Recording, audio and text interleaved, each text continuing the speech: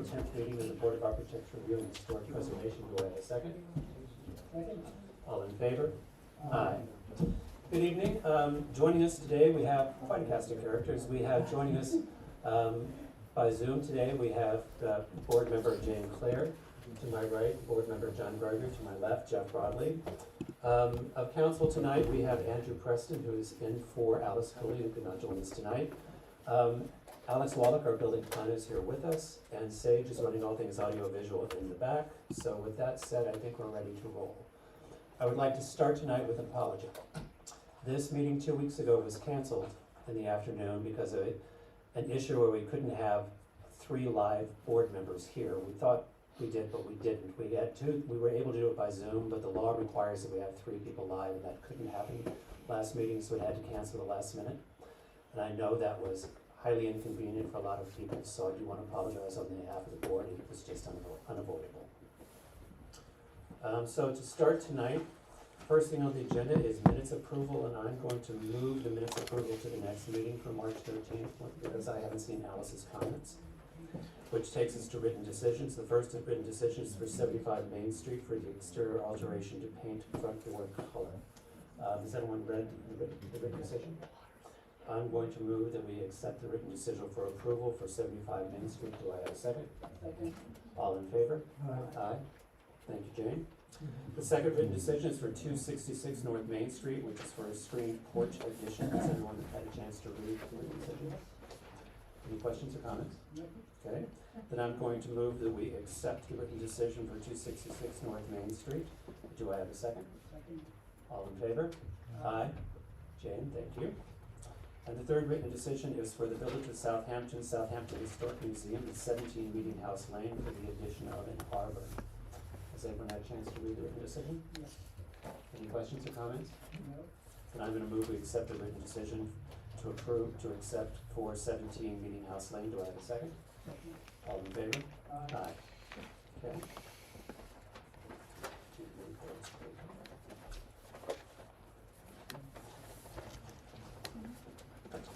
Therefore, the next thing on the agenda is 244 South Main Street for an exterior alteration that the applicant has requested an adjournment to April 24th.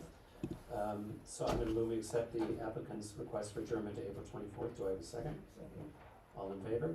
Aye. Okay. Next up on the agenda then is 783 Hill Street for the demolition of an existing dwelling. Good evening, John.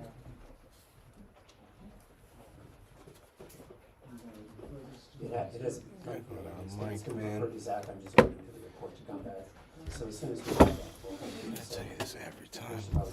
We should have it before the next meeting. So we just adjourn it to the next meeting?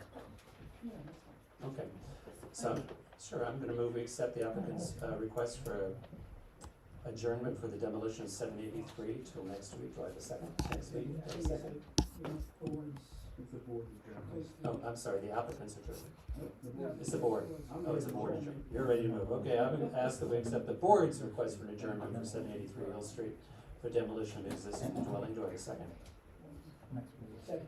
All in favor? Aye. Thank you, John. Next up then is 263 Little Plains Road LLC, 263 Little Plains Road for alterations to an existing dwelling and accessory cottage replacement of existing driveway gates. Is the applicant here?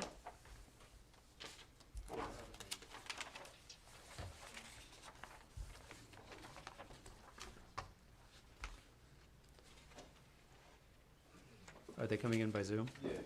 Great.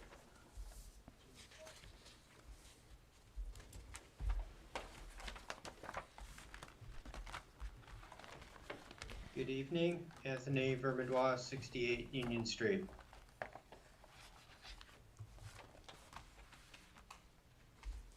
There you go, we see you.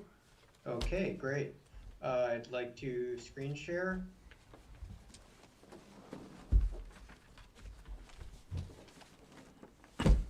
Okay, so picking up on I think there were 3 main items that we discussed at the last hearing.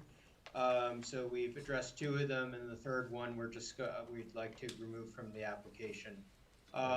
The first thing on the main house, we eliminated the brackets that we were going to add on the second floor. Yep. We also increased the spacing of the brackets where we are planning on adding on the to the porch. They had been about 2'6" on center. They're now going to be about 3'5" on center. So you can see how that kind of simplifies the detailing on the house a bit. And that's really the only changes for the house, the main house. In the cottage in the back, we reduced the size and number of windows. So the windows are on the second floor, the same size as the existing. And then the final thing was the driveway gate, and that we'd like to just take that out of the application for now. We've got to do a little bit more technical research to see what we can even do there before coming up with a design for it. I didn't want to just present a design and then find out we couldn't do it for technical reasons. So we'll come back for that as an amendment at some point in the future. But for now, we're just looking for approval on the cosmetic changes to the house and to the accessory structure. Okay. Board members? I think the changes are responsive to our requests. I would just add that when you come back for the driveway gates, I believe that would be a separate application at this point. It would be. Yeah, I think when you just do that, yeah, understood. In other words, a new application, Right. not an amendment. Okay. John? Nothing. Jane?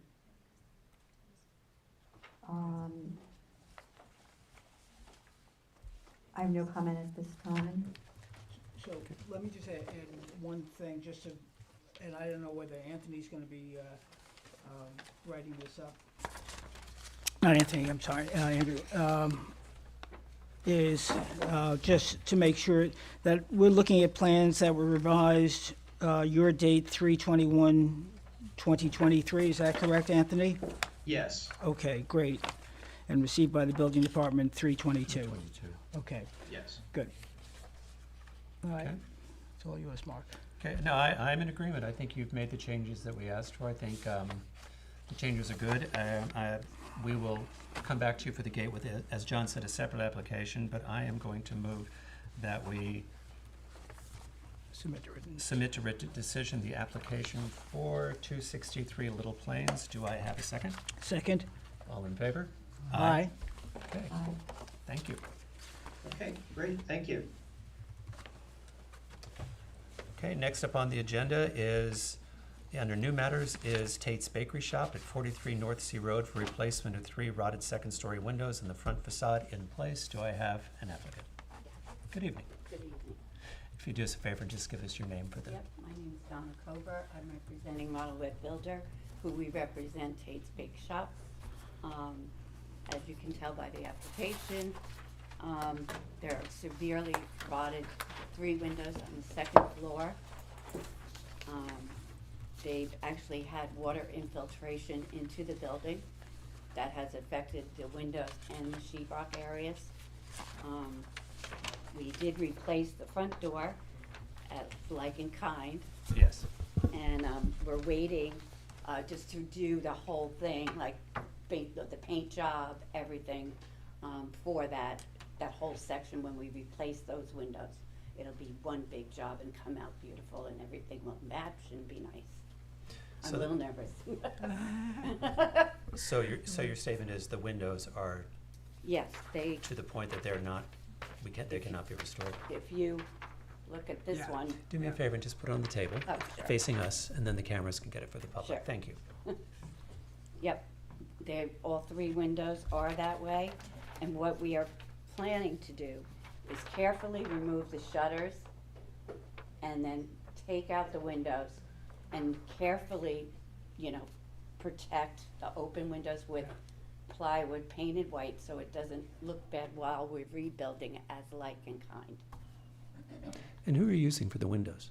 Fur, For, these are fur, okay, so you're replacing them with wood Yes. windows? yes, Okay, yes, and the same materials, same material, same size, same times same button, windows, same same everything, glass. two kind? Yes, Okay. They almost have to be custom, don't they? Because Yeah. I doubt there's a standard size. I Yes, just doubt it, that's yeah. why I said we're gonna protect and put the white plywood so it doesn't look, because it's gonna take us a little while to One build those. thing I would ask is when you take those out, just look at the glass, Yeah. to make sure that the style of glass that goes back matches the Yes. original.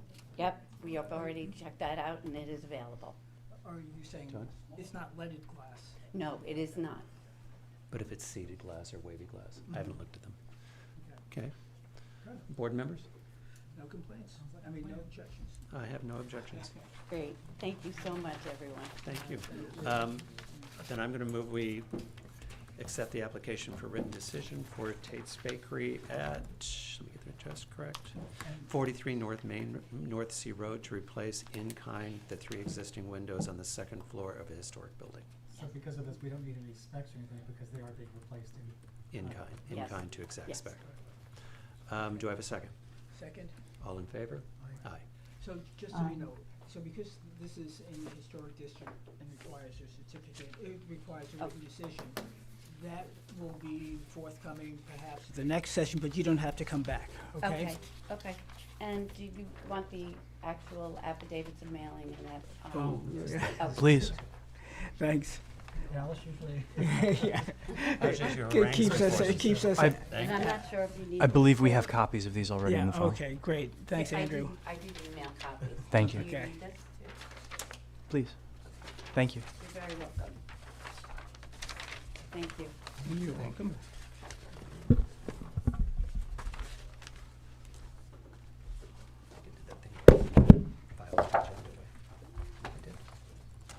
Okay, next up on the agenda then is another new matter for 288 Halsey Street, but we have a request to adjourn to May 22nd. It's for 288 Halsey Neck Lane, so I move we accept the applicant's request for adjournment to May 22nd, 2023. Do I have a second? Second. All in favor? Aye. The next up in our new matters historic is Flux Investment LLC at 200 First Neck Lane for a 2-car garage. I Do don't we have have, anything in my, it was ended up being in the Dropbox, it's probably in a pile next to, they filed on time with the building department, but they weren't distributed to the files. Yeah, it's in that big stack next to it. All right. And Andrew, do you have the affidavits? I do not have affidavits for this matter. Do you have affidavits of mailing? Give it to you, like. Oh, I'm sorry, they're in front of Alex. I Okay. apologize. And then the question is, and are they in order?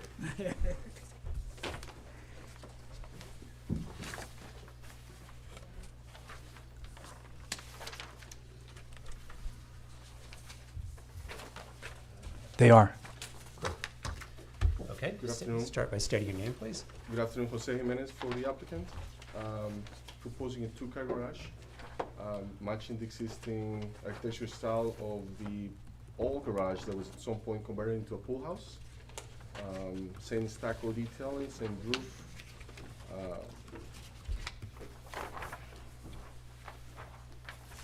Same windows, same color of the trim, everything's gonna be the same, everything's gonna match. Did you submit photos of the existing residence in the existing house? I think, yeah. I didn't prepare the application, but I think, or submitted it, but. Did we have photos of this? I don't believe we have photos. Because I looked through these files came to us late, but, because we had some staff on vacation last week in the building department, but when I went through the files, I don't see photographs of the existing, so we have an idea of what existing means. Of course, yeah, I didn't, again, I didn't prepare the application, submit the documentation to the building department, but if we need to adjourn it, Okay. so we can Well, submit let's that to do you. this. Take us through the north, south, east, and west elevations of the building. Let's start there. And then please take us through the survey, but we are gonna have to adjourn until we have photographs, so we sort of have a stronger idea of what we're looking at here.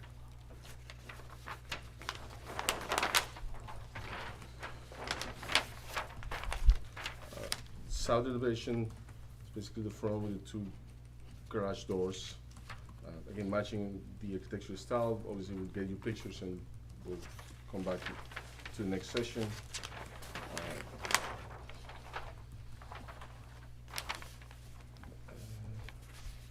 This will be west, facing the main house. This is east facing the east elevation facing the property line, and this is the rear elevation or the north elevation. This is a pink house, right? Yes. Yes, Yeah. it's the pink house is stucco. Okay, and could you take us through the survey if you would? This is the old garage that was converted into a pool house with a accessory bathroom behind it for the service. And this is the location of the proposed two-car garage. Just for orientation, can you tell us? What, I see, First Neck Lane is, This is First is Neck. that lane, okay. Yeah. And this is Paul Lane. So it's sitting in the Gotcha. back far coordinates, and if I remember, I looked at the survey, it's 10 feet, or how far is it on both dimensions? 20 feet. It's 20 feet off 20 the feet, property yes, line, both correct. directions. Yeah. Okay. I am gonna ask you to adjourn and come back, because we are gonna have to have photographs for the I file. so we can apologize do- about. No worries, but, submission of the- There's no, is there any lighting, planned for the structure?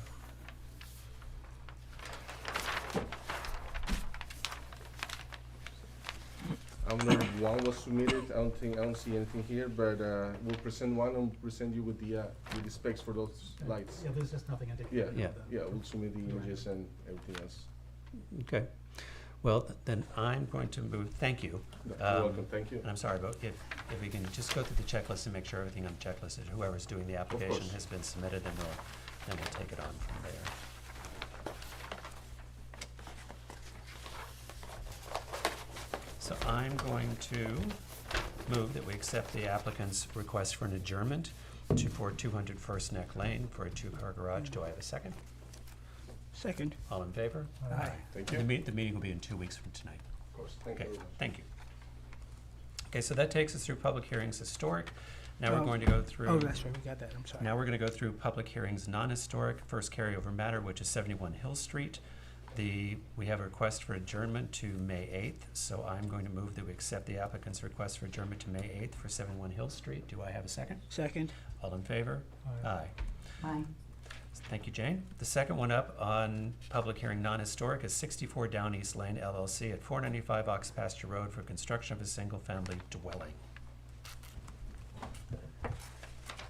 Is the applicant here, or are they coming in by Zoom?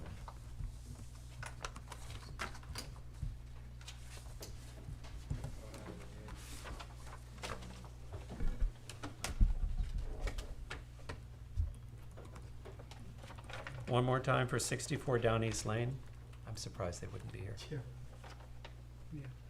All right, We can so, always use you know what, second I'm going to, call. I'm gonna hold that for second call, because I'm surprised they're not here. Yeah, same here. Okay. Yeah. I know they travel from a distance. Okay, so then, next, Can you say something about the application? you have to wait until we take jurisdiction of the application, so I'm gonna call it again, and if they're not here the second time, then we can say things about the application. Thank you, sir. Next up is the application of 60 Pulaski for Paul Andrews at 60 Pulaski Street for demolition of existing single-story residence and construction of a new two-story residence and garage. Hello, Moving fast tomorrow. we are tonight, Yes, at least till now. exactly.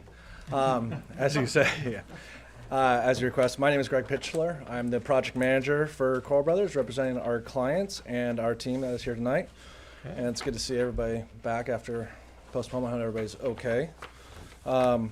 This is our third appearance in front of the board, and there's been a great unanimous consent from all of us here, and that we sincerely have a much better project because of the meetings that we've had. So it's about trusting the process. Easier said than done. It's not lip service, but we do appreciate everything you have, and we feel very good about that. So thank you. Great, thank you. We had a lot of mutual wins from our last meeting. We appreciate Jeff's comments and example about we maintained our setback a little further from the street and maintained alignment with our adjacent neighbors, even though we had the ability to move forward. And I'd like to introduce you to Lysian Lomnica. He's our member of our architectural design teams here, because I know Mark has said, making sure that this is our architectural team, not an engineer team. So he's going to address the few areas of comments, and I'll let him take over from there. Great, thank you. Thanks. Good evening. I'm just joining on Zoom, so give me one moment, please.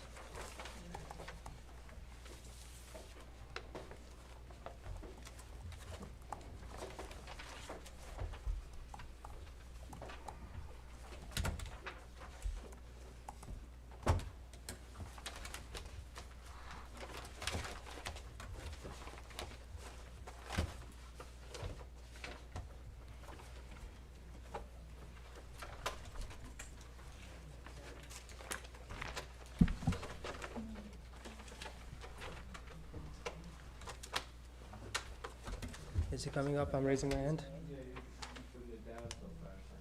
Oh, I'm sorry, I kept clicking in. Is it as a panelist or as attendee? Yeah.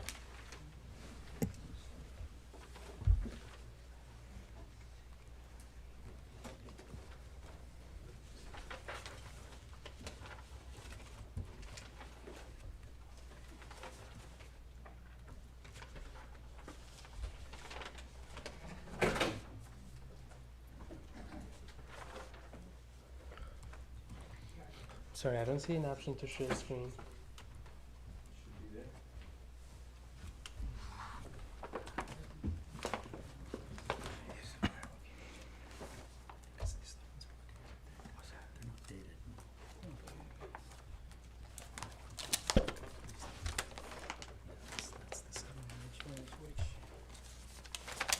This is the March I 9th. don't see it. This one. March 27th. Today's March 27th. Second.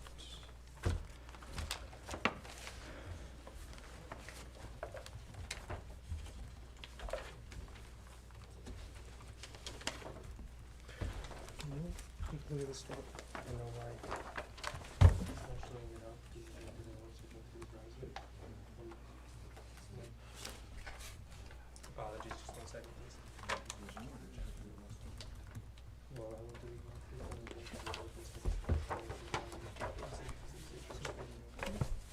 These March 9th ones superseded, right? Yep. Right. Because the current ones are March 27th.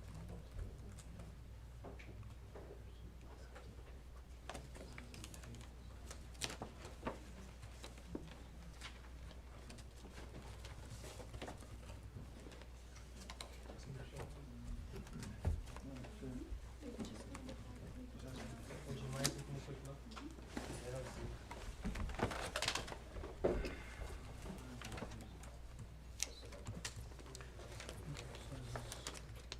This is also superseded. What date? This is March 9th package. That's the March 9th package.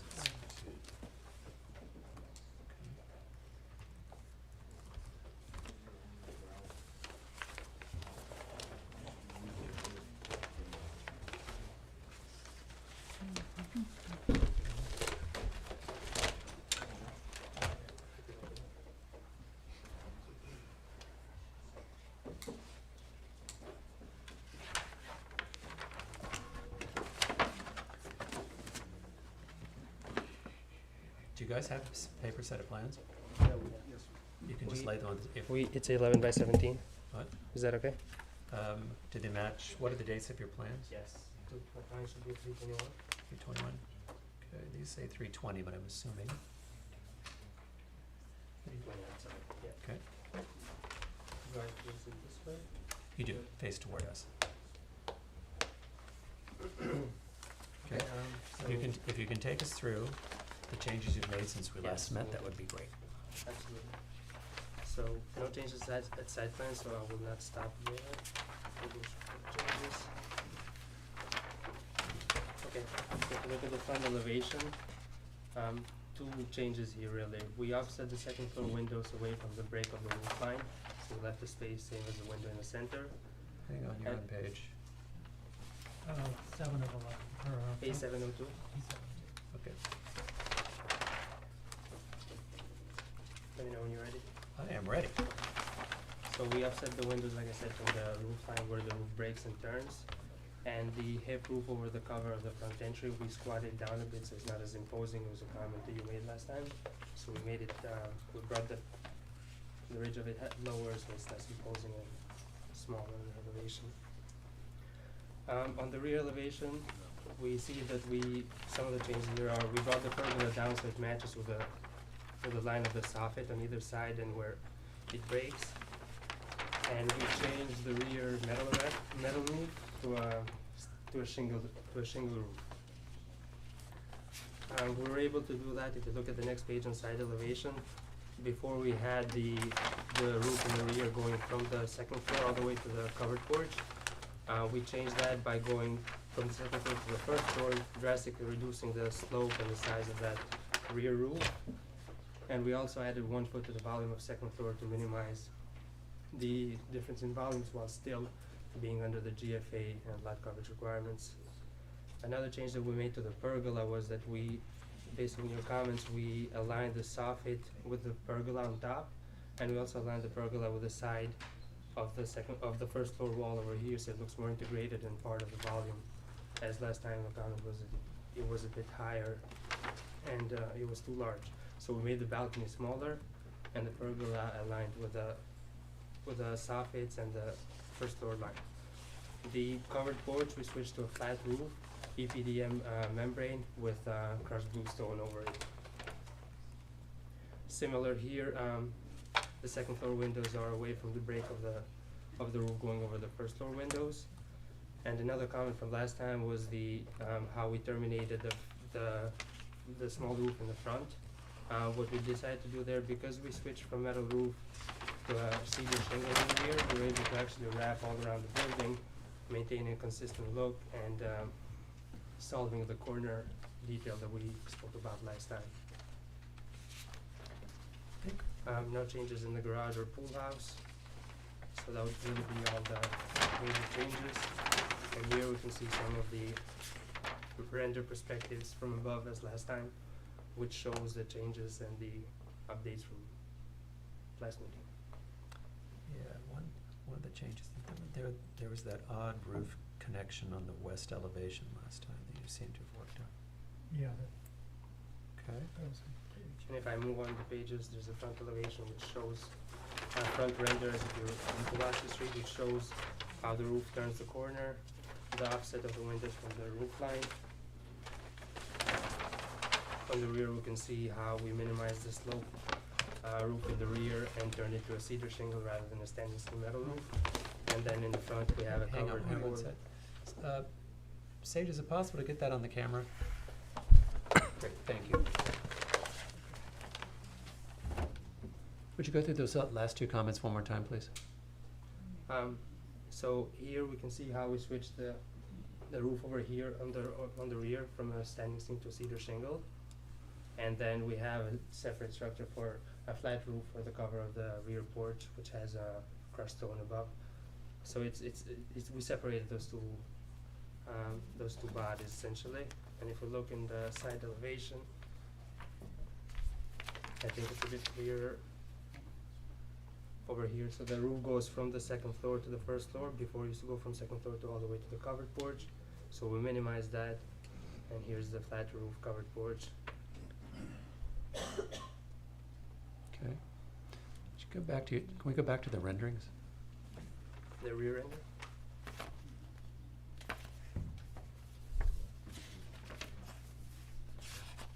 And there's something else I'll show you in the balcony in a second, but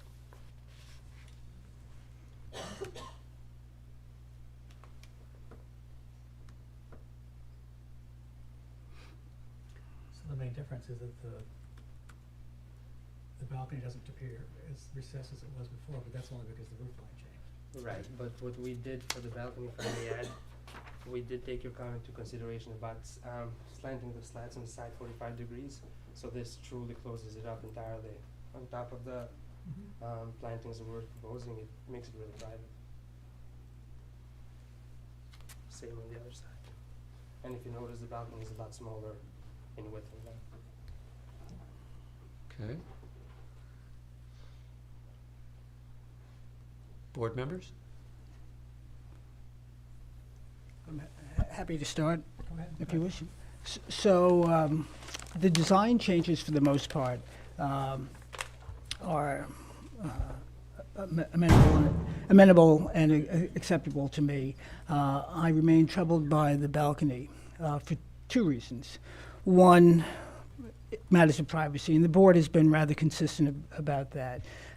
Perhaps if you want an acre rather than the quarter of an acre you are, a third of an acre, maybe that would be less of an issue, but it's still something that we deal with in most properties. The second part is that while you've hidden it to extent, you've masked it, you've also, as a result of that, extended the house rearward to the south. So now, rather than having a house that has some verticality, you're making it look deeper than it otherwise. Just let me finish if I might. So in any event, I would not approve for that house with that balcony. John? I tend to agree. I mean, to be consistent with how we've ruled in the past on balconies on such small lots,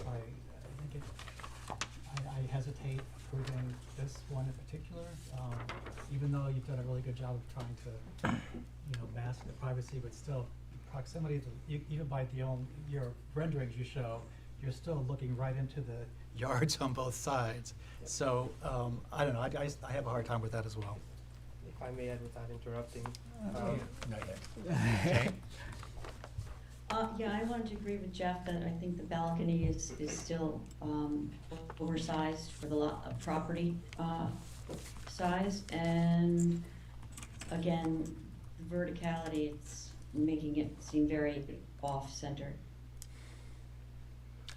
Okay, and from my perspective, I tend to agree with my board members, and I still find that the roof pitch on what is the south elevation and the roof pitch heading toward the window on the second floor, it feels like the connection, that connection doesn't, it's not a deal breaker for me, but it doesn't feel like it's an elegant attachment based on the pitch and the connection to the second story there.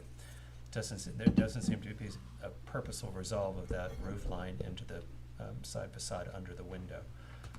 That would be my comment. The rest, thank you for the changes at front, and thank you for listening, because it does work. I think we're down to issues with how the board feels about the balcony, and I just think that the rear roof line resolution could be improved. Okay, now. I would just want to add in terms of the privacy for the side backyard, we do have, if we see these elevations here, on both sides very tall vegetation, which is evergreen. Even in the winters, actually, you can't really see through it. So we really put a lot of thought into making this private, and we feel like with a reduced size, you can't really see on either side of the properties, but we obviously defer to your decision. Well, in general, I don't look at landscaping as a permanent solution to what could be a long-term problem. And I've been consistent with that comment along the way, just in general. I don't think we can attempt to hide problems by just saying there's a bush there. But I've been consistent with that across the board. I'll add to it. It's the privacy is one issue. The screening that extends north-south extends the house, so it detracts from the verticality.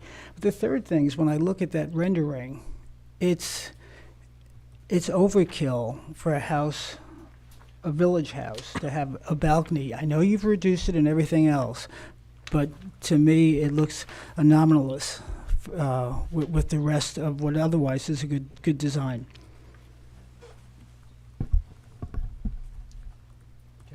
Yeah, from Jeff Collins' last meeting, I know we were talking about privacy and, people being outside, and this was a nice enclosure access from the master bedroom, from the primary bedroom there, and there will be noise, and we did reduce that. Right. And where this comes from is that the wall on the left-hand side is actually on the bathroom wall, and so it's minimized the access from that.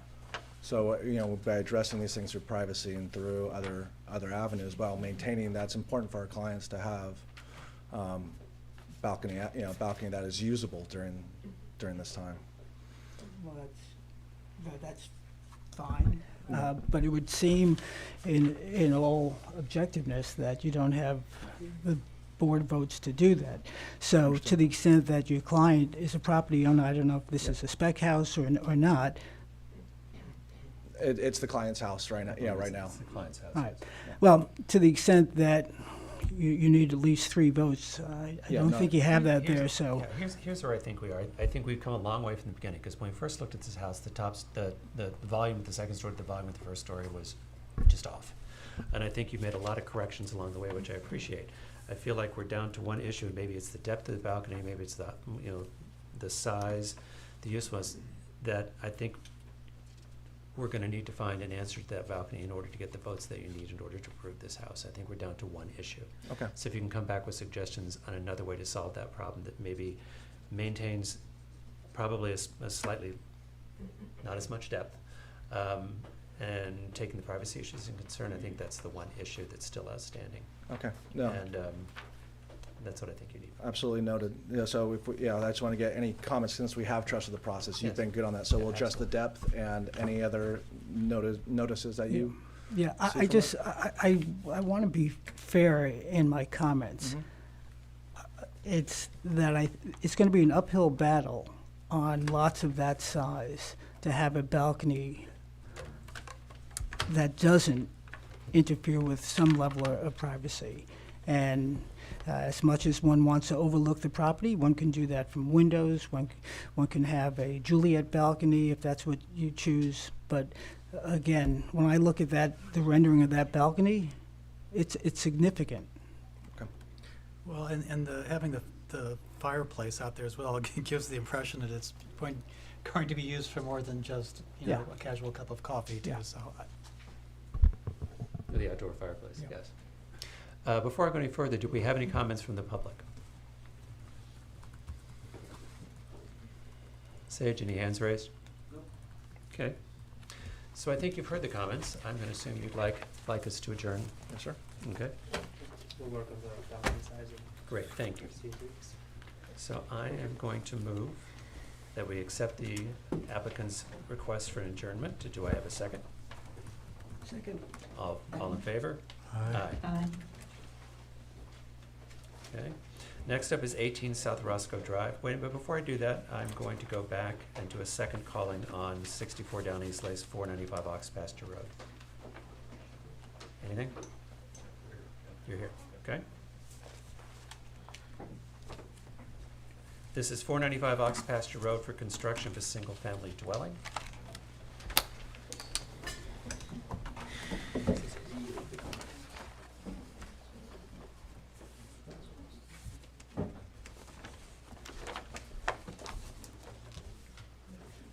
Good evening. Tim Greening and John Larmer for Martin Architects, presenting on behalf of 64 Down East at 495 Ox Pasture. Okay. Just sharing my screen here.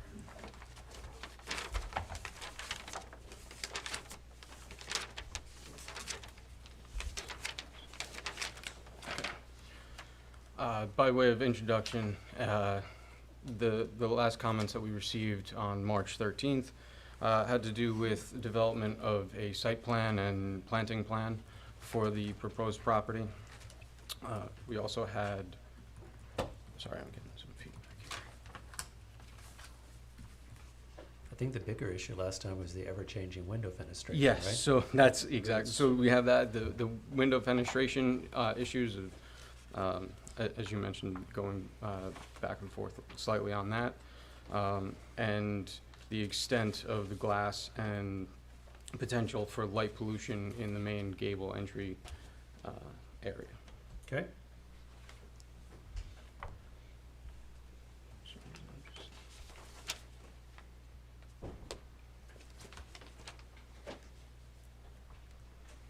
That should be better. All right, so to introduce,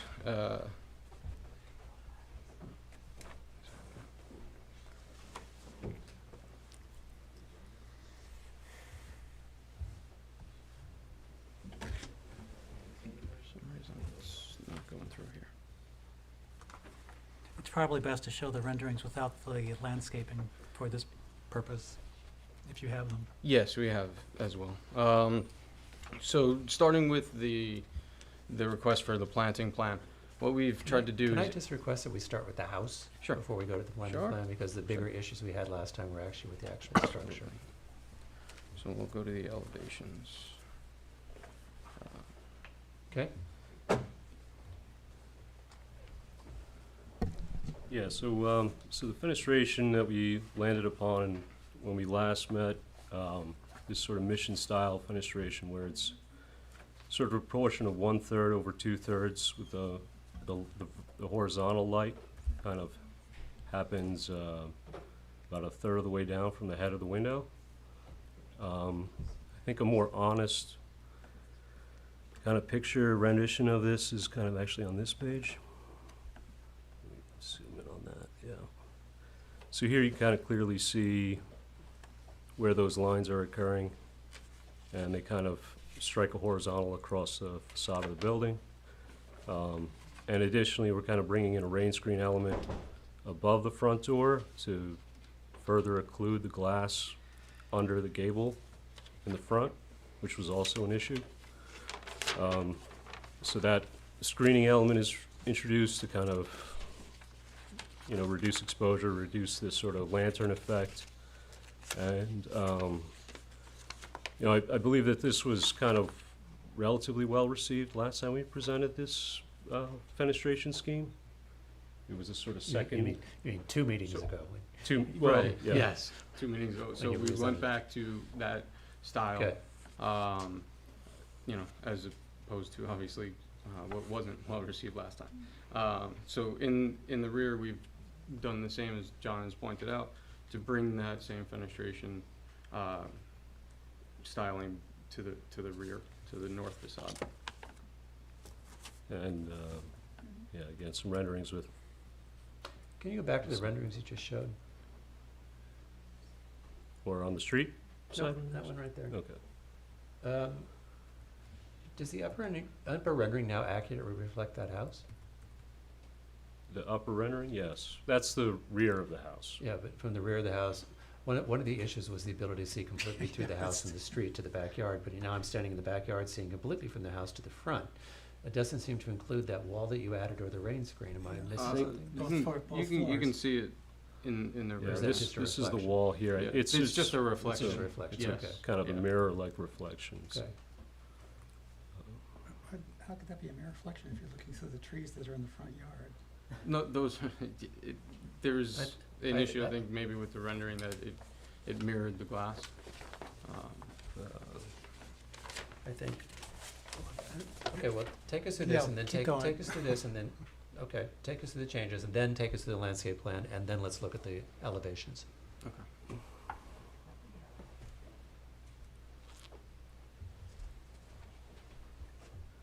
So that second floor sort of feature wall, that R wall is happening here. So that is blocking the second floor passage of light from front to back. We've also kind of implemented a screen wall here so that further mitigates kind of seeing right through the house, which is this sort of accent wall.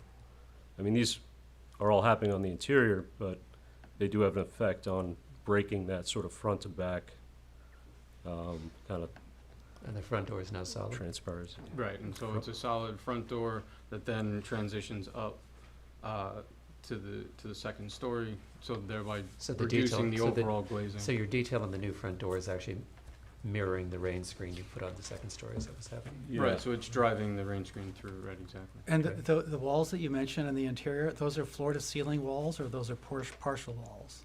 Floor to ceiling.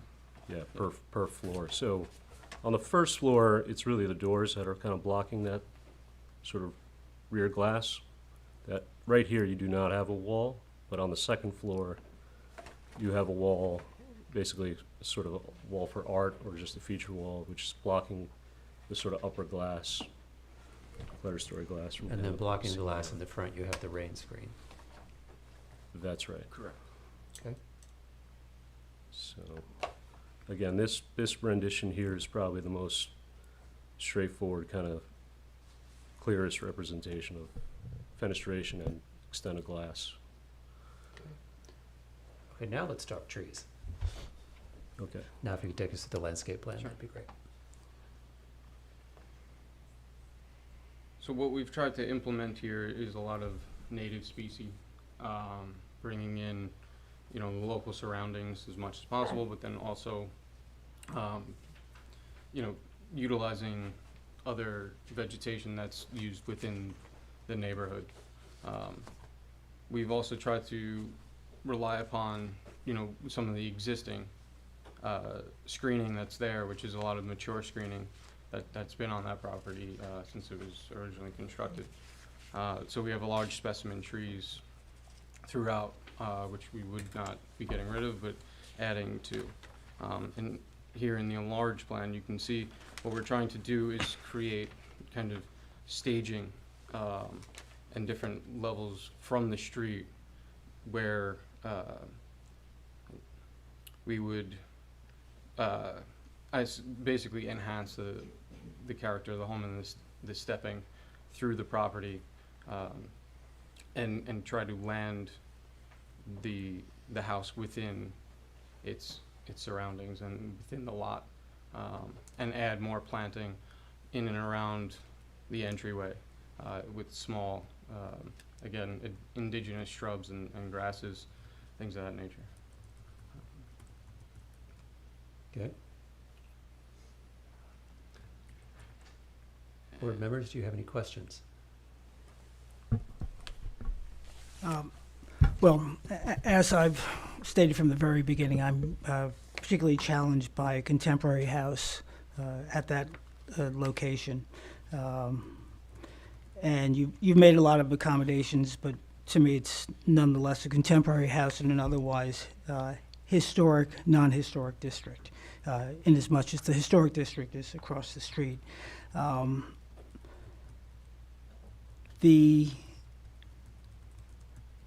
I'm not so sure that I would necessarily vote against it. I'm not sure I will vote for it. So, but in your renderings, because I'm trying to look at it in its full perspective, and yes, to John's point earlier, we want to look at the house, and the vegetation is something that, given a good wind, could go by the boards.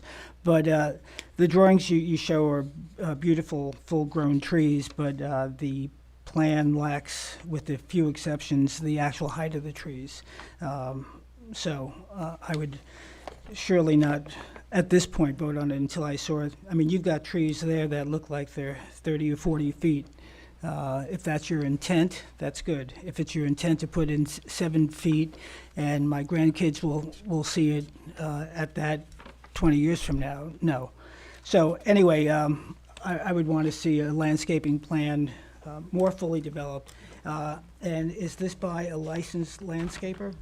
No, but we did address that with Alice, and it was approved by her. Okay, then I would have to see a lot more specificity to approve it. We do have sizing there for all the everything that's new. We do have, I believe we have heights and. Right. All right, but we don't have to discuss it now. I don't see it now, and I don't want to take the board's time, but I'd like to see that level of specificity. Okay. John? I agree with many of the points that Jeff made, that, I mean, it's in no way represents the homes in the neighborhood, okay? You have made an attempt to moderate the degree of how modern the house was over the past 3 or 4 iterations. Fine, moving in the right direction. But I still have the same problem I've had from the very beginning, is the amount of glass in the house, both in the front and the back. And not in my memory have we approved a house with that degree of glass, especially on the back of the house as well, unless it's like in a big estate section, or I know out in Fowler Beach, in that area, we've approved homes on huge lots that had a different type of setting, but I just think it's, I just don't think it's, that in itself is appropriate for the location of the village. And I have been, I think we've mentioned this time and time again, the last 3, 4, was it 5 meetings now? And the point doesn't seem to be getting across, and it's exhausting, to tell you the truth. Jane? I wanted to say that certainly the project has come a long way from the initial design that was introduced, and I have to agree with other board members when they say that it's not exactly harmonious neighborhood. Ox pasture is such a classic old Southampton feel to it that I'm still having a hard time wrapping my head around this. Okay. One interesting thing about having a board is everybody has an opinion. And we all come together and we have to find a way that we work together to find the votes that we need to approve a house. Because this section of Ox Pasture is an odd road that you are on the non-historic side of the street, facing the historic side of the street. We talked about it in the beginning. And the first house that was presented, I believe the comment was a great house from Montecito, because it was a very modern, very flat house. And one of the things that we asked is that you look at materials and forms that were more in line with sort of the architectural language of Southampton. And from my perspective, I actually think you've done that. I think for the most part you've brought it to a place where it is a house of its time. I find, originally there were additional walls to the side that adding to the massing of the house and the width, through its width, that we didn't feel were appropriate, and you've brought those in. I feel like it sounds to me like the one issue that we're not yet in agreement with the board members is the amount of exposure and glass to the backyard and the amount of exposure and glass to the front yard. It sounds to me like that's the issue that you're going to have to come into alignment with if you're to get the 3 votes that you're going to need to get to yes. Certainly a lot of, not concessions, but we've met a lot of requests, I think, over the course of the 5 meetings, and I think we've reduced the glass each time. Is there a percentage of glass based on the front elevation? That is a benchmark we can go off of, or is there?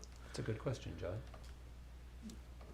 I can't design the house for you. No, that's fair, but going off percentage, if we were to do that, within the guidelines even for the historic district, it's, I think 25% is something that's accessible, and that's actually what we have, and often actually less, especially since the first meeting. We've pared it down again and again, and left off with much less than 30 or around 25%. So we're within that acceptable range for facade to fenestration within that.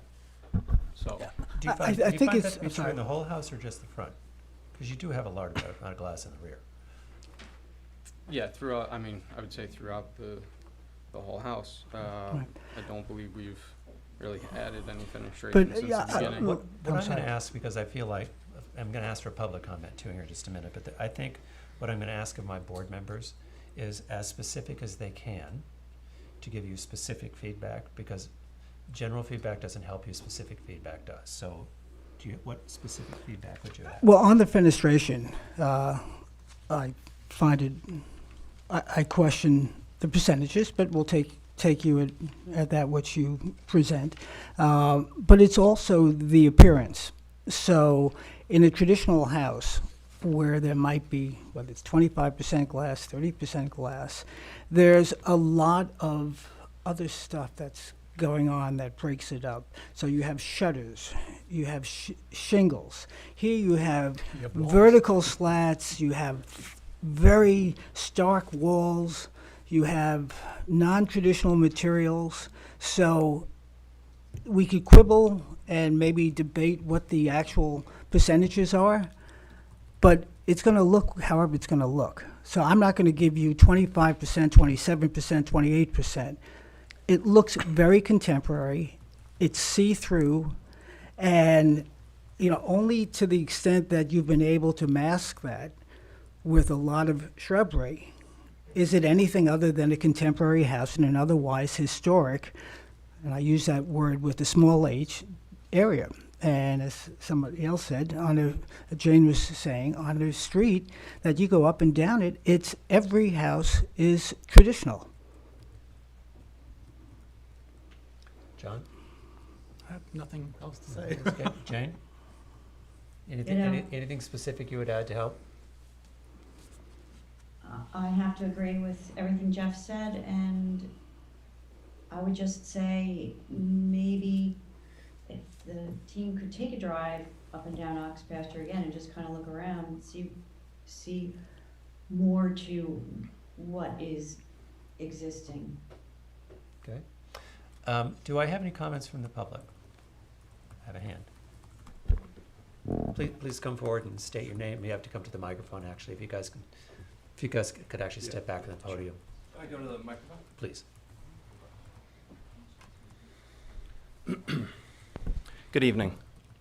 My name is Brendan Johnston. I'm a year-round resident here in the village. I currently live on Pond Lane, but I grew up in a home on the corner of Ox Pasture and First Neck. My family's lived in this neighborhood for 5 generations. I'm here tonight representing my parents who own 170 Lee Avenue, which shares a backyard with 495 Ox Pasture. In my opinion, Ox Pasture is one of Southampton's truly beautiful historic streets. In many ways, it's comparable to South Main Street and First Neck Lane. I ask that the members of this board reject the proposed project outright on the grounds that it does not fit in with the character of the neighborhood. This type of home is plausible in the fields of Sagaponack, but does not seem suitable for this location in the village, especially as it's next to the historic district. For-profit construction and development follows trends that often do not stand the test of time. This is why the current home at 495 is being torn down. I would request that both the architects and the developer not just drive, but walk down Ox Pasture and take the time to look at the other homes along the street. All of the homes are made of shingle or brick, and 100% of them are of traditional design with traditional elements. When it comes to the issue of trees, the developer just spent 6 months removing trees and shrubs from the entirety of the property, so I wouldn't make any decisions on those promises. This is an opportunity to build a home that contributes to the beautification of the neighborhood. Why allow a structure that stands in opposition to the aesthetic of the area? Thank you. Thank you. There was another hand.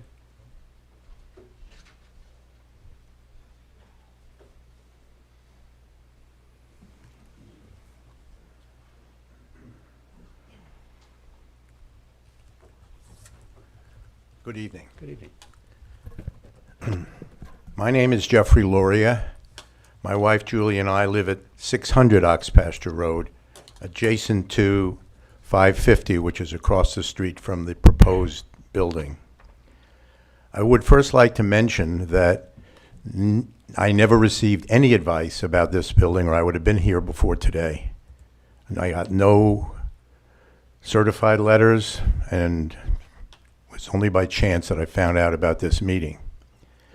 And so maybe that could be corrected down the road, but I will tell you that if I came to the first meeting and had been advised, I would have been very upset at what is proposed in this neighborhood. As the gentleman before me said, it's just inappropriate.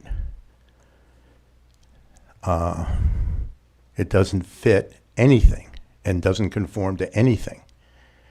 I was a student at Yale University many years ago, and I had an architecture professor named Vincent Scully. He would have said, this is nothing more than visual pollution, and we can't allow it. Thank you. Thank you. I'll just make one comment. So there's a not guidelines. There's a strict code in terms of announcements, posting, and mailing. So I think, Alex, it's every neighbor within 200 feet, all right, gets a letter. It's not certified. There's a posting on the property, which I did see. So the property was posted, and there's a public notice in the newspaper. You know, to the extent that properties are large, maybe it should be extended to 500 feet, but we can take that up with the building department at some time. So thanks, Jeff. Yeah. Okay. Thanks. Thank you. Do I have another comment? I do have a hand up also. Great, thank you. You want to take the hand first? No, go ahead. Good evening. You're almost there. Joan McGivern from Toomey, Latham, Shea, Kelly, Dubin and Quadraro. I'm representing the neighbor directly across the street who, like Mr. Deloria, believes that she never received notice. It's Westerly LLC. We appreciate that we may be a little late to the party, but quite honestly, from my client's perspective, it seems like it's a virtual beacon of flashlights shining right directly into her home. Mr.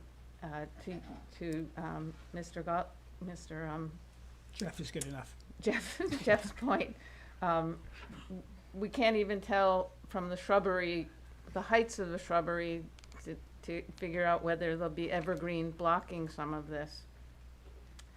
But more importantly, I think from the board's point of view,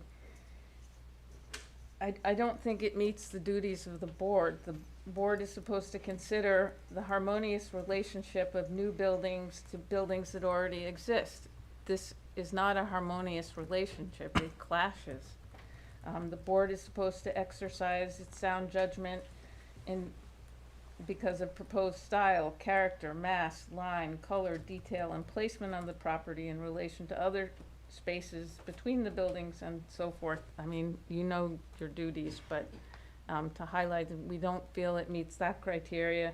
And finally, we don't feel it meets the balanced and harmonious composition of the environs. I don't want to repeat what's already been said, but this is a beautiful street, and it is historic on one side and it's non-historic on the other. Maybe there's a way to present a more contemporary version of a traditional house, but this one seems to clash with the environs. Thank you. Thank you. Sage, was there a hand up in the back? Yep.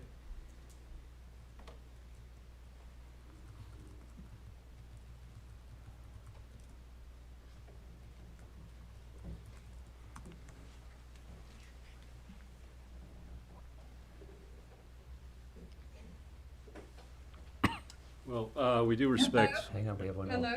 Hello. Can you hear me? We can. Hi, this is Tori Birch. I've been trying to raise my hand, and thank you for getting there. I wish I could be there in person. I beg to the board that you reconsider approving this building. It, to me, doesn't represent anything to do with our neighborhood. And it makes me very sad that this could even be close to being passed. I wish I had known about it before 2 days ago. And that's when I also called Jeff Loria. I agree with Brandon. It will really hurt all of our aesthetics, the value of our properties, but more importantly, the integrity of our place in Southampton. And I don't think there's anything to do with this that represents anything historic whatsoever. To me, I am just seeing it for the first time since this meeting started. And I'm quite shocked that there's been 5 meetings and it's gotten this far. And I just pray that you all understand the importance of the historic nature of what we've tried to preserve. I can tell you, I myself have taken every possible moment that I could to preserve the beauty of what I was so lucky to get my hands on in 2008. And I have worked with Jeffrey Loria, my neighbor, to ensure that anything that I did would also work in as far as he was concerned. And I think that's and even to the other side of our house, anytime we do any kind of building, we sort of work with the neighbors. And this is literally, as our attorney just said, it would be like headlights into our home. And it's just, there's nothing classic, historic, or elegant about this home. So I just pray that you all hear us as good citizens of Southampton, and please not approve this. I think it's important to reassure the public that it's taken 5 meetings because the board is nowhere close to approving this home. So Okay, I appreciate that. I really do. I mean, you can imagine, I just found out about it, so I'm just trying to get caught up. So I appreciate that. Thank you for your comments. Thank you. Actually, thank you for everybody's comments. So I think you're hearing the comments both from the board and frankly for the neighbors. There's a real question of whether this structure is appropriate as being presented. There's a question of overall style for the neighborhood. There's, at the technical side, there's the amount of glass, the amount of potential light pollution. On the other side of that, there's a question of, is this house architecturally harmonious to the neighborhood in which it's trying to be placed? So I think you're probably going to need to take those comments into consideration and come back to us addressing those comments in order for us to move forward. Because right now, as I said in sort of the beginning of this process, I think in 5 meetings ago in the first meeting, at some point you have to have three out of the 4 votes in order to move forward, and you clearly don't have them right now. So I think it behooves you to take the comments into consideration and think about it and come back to us with a revised plan. So that tells me you're probably going to move for an adjournment? Yes. Okay. So I'm going to move that we accept the applicant's request for adjournment for 495 Ox Pasture Road. Do I have a second? Second. All in favor? Aye. Aye. Thank you.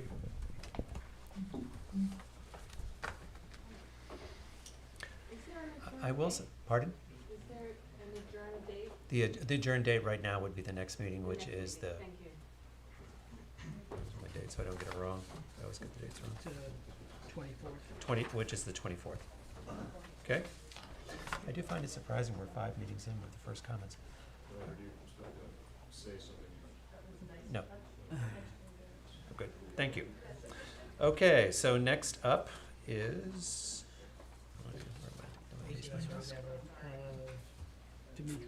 Dimitri Cast, 18 South Roscoe Drive. That's right, because I'm out of order. Yep. Hello? How are you? Good.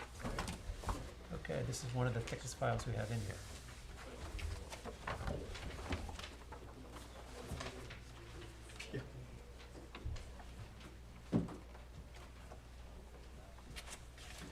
Okay, please state your name.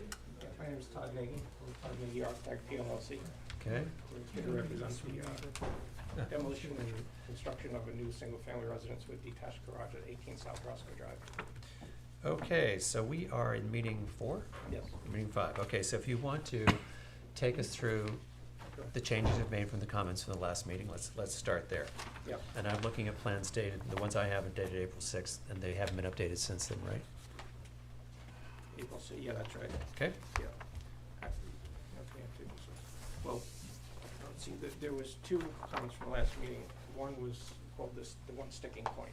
So I addressed those exactly as was suggested. Okay. And there's also 2 changes that the clients would like to make, and I think that they make the house more cohesive with the community. I think they'll be well received, but I'll walk you through all 4. So on page 7, the rear elevation, I completely removed the glass above the rear doors. And the real sticking point was the accessible area of the size of the balcony. Yep. Particularly the accessible portion of it. Yep. So what I did was I took the guardrail that was previously, if you remember, it was overlapping the roof line. Yep. And I moved it 4.5 feet because that's what it would take to make the accessible portion of the balcony centered on the doors, which is centered on the To be clear, you bedroom. moved it back 4.5 feet closer to the house. I did that as well. You reduced its depth by 4 Yes. 4 feet 6 inches. Yes. Okay. I Thank you. reduced the width and the depth. And the depth, right. Yeah, Okay. because the width is what makes the accessible portion of the balcony now centered on the door, which is centered on the bedroom, which is centered on the gable. There's a lot of centering. Okay. Yeah. Well, symmetry was one of the sticking points. Well, actually, I think it actually looks better, but go ahead. Yeah. So those are the 2 changes from last meeting. And then my clients, they would like to go with double hung windows. Last time I had casements. And I drove through the community, and I would say it's almost like a window catalog. It's an eclectic area. There's a lot going on. There's casements, there's double hungs, there's diamond lights, but it's predominantly double hung. Probably 90% of the homes are double hung. So I think that, I didn't have an objection to it when they suggested it, so you'll see that's been modified on the elevations of the house as well as the garage. Great. Is this new? Yeah, it is. Okay. Let's see. Just going through to make sure. And then The other change, And there have been no changes in the materials, colors that we've gone through? no, or nothing. No. Roofing, okay. So the double hungs in the garage. The other change that they'd like to make is to make the garage door, it's the same style as before, traditional, with 3/4 solid, 1/4 at the top is glass, but to make a single door rather than two doors, because it's easier to turn in and out. And I went through the community and just to make sure that there's a precedent for it. And I found quite a few. I'm just presenting for them because they face So the street. it's basically a single double wide door that from the front appears to be 4 panels? Yes. Okay. Yeah, it's an 18-foot wide door, but ours doesn't face the street. If you remember the way the plan works, you Yeah, drive in it and goes- you make yeah, a it goes 90-degree turn. Yeah.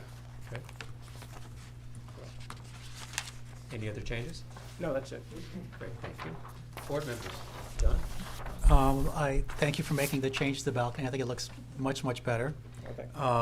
And I think the windows look much better as well, more in keeping with a traditional house in that neighborhood and in the village. So I'm fine with the changes. Jeff?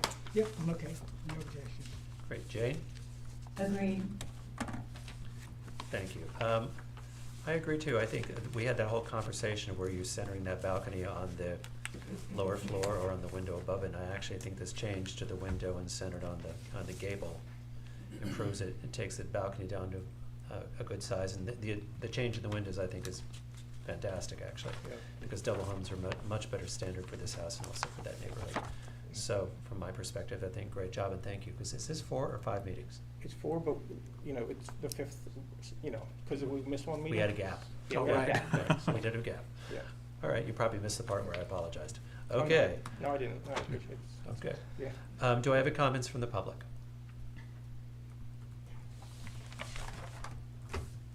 Okay. Thank you very much. It's been a long process. I think we've gotten to a place where it's a very appropriate house for the neighborhood. So I am going to move that we accept the application for 18 South Roscoe Drive. Do I have a second? Second. All approved? Aye. Aye. All opposed? And, Nope. you should probably just specify the date of the drawings. Oh, okay. For they approved the drawings dated April 6, 2023. Okay? All right, thank you very much. Thank you Great, for all thank the you, effort. and thank you for All the right, process. John, we're gonna miss you. Yeah. I may have another job coming up. Okay, so you'll be back. Yeah, I'll Okay. be a repeat offender. Yeah, thank you. So you only missed us so much. Look at you laughing at the face. All right, that takes us to the next page, which takes us to 30 Hunting Street, Alan Coppelm, 30 Hunting Street for a 2-story family dwelling with attached garage. Hi. Hello. Welcome Good back. evening, Nice to see you. ladies and gentlemen. Please state your name for the record. Matthias Turner, the architect for the property and representing the owner. Okay. And I want to say that we were listening at our first meeting very carefully and made some adjustments. And we were listening the same way in our second meeting, make the adjustments. And the adjustments are as follows. I don't know if you can show this on the camera. Perfect. Okay. So we had 3 items. You were mentioning, number 1, it was you had an issue with those dormers which were facing Hunting Street. We did. We took those out. Thank you. We have a clean roof now without dormers. Second item was that the entrance portico was considered a little bit too massive. We reduced it in depth from 7 feet to 5'9", and we moved the columns from the first step onto the second step. And we also changed the thickness of the portico, of the ceiling. So I think it looks much more consistent with the overall proportion of the building and the surrounding details.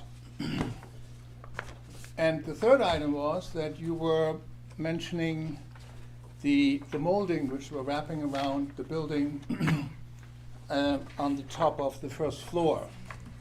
And I sent you some did. research, which I did, Yes, you did. And actually, I don't want to bring it too far back, but it is a detail which was already used in the French and Italian Renaissance. That buildings were sort of horizontally broken down with a molding in order to avoid the sort of vertical height and the proportion. So we feel that this is in good family and in good surroundings. After I sent you those photos, I found more photos in New York City of sort of the older grand buildings, and many of those have the same detail. Yeah. So these were the changes which we made, and you can see it here. I have another three-dimensional drawing, and also we have a revised view from the street to the building. I think it fits very well into the proportion and the width of the property. We're not, as we mentioned it before, we're not exceeding the width of the building to our building envelope. We're very cautious with that to make it not too massive vis-a-vis the street, and we are still using mahogany. There was a conversation about whether it's going to be sealed or waxed, and we said we will wax it so that there is kind of a patina building up over time. Okay. And the other comment which you made in one of the previous meetings, we finally decided to keep the pre-existing non-conforming building, restore it, and use it as a garage.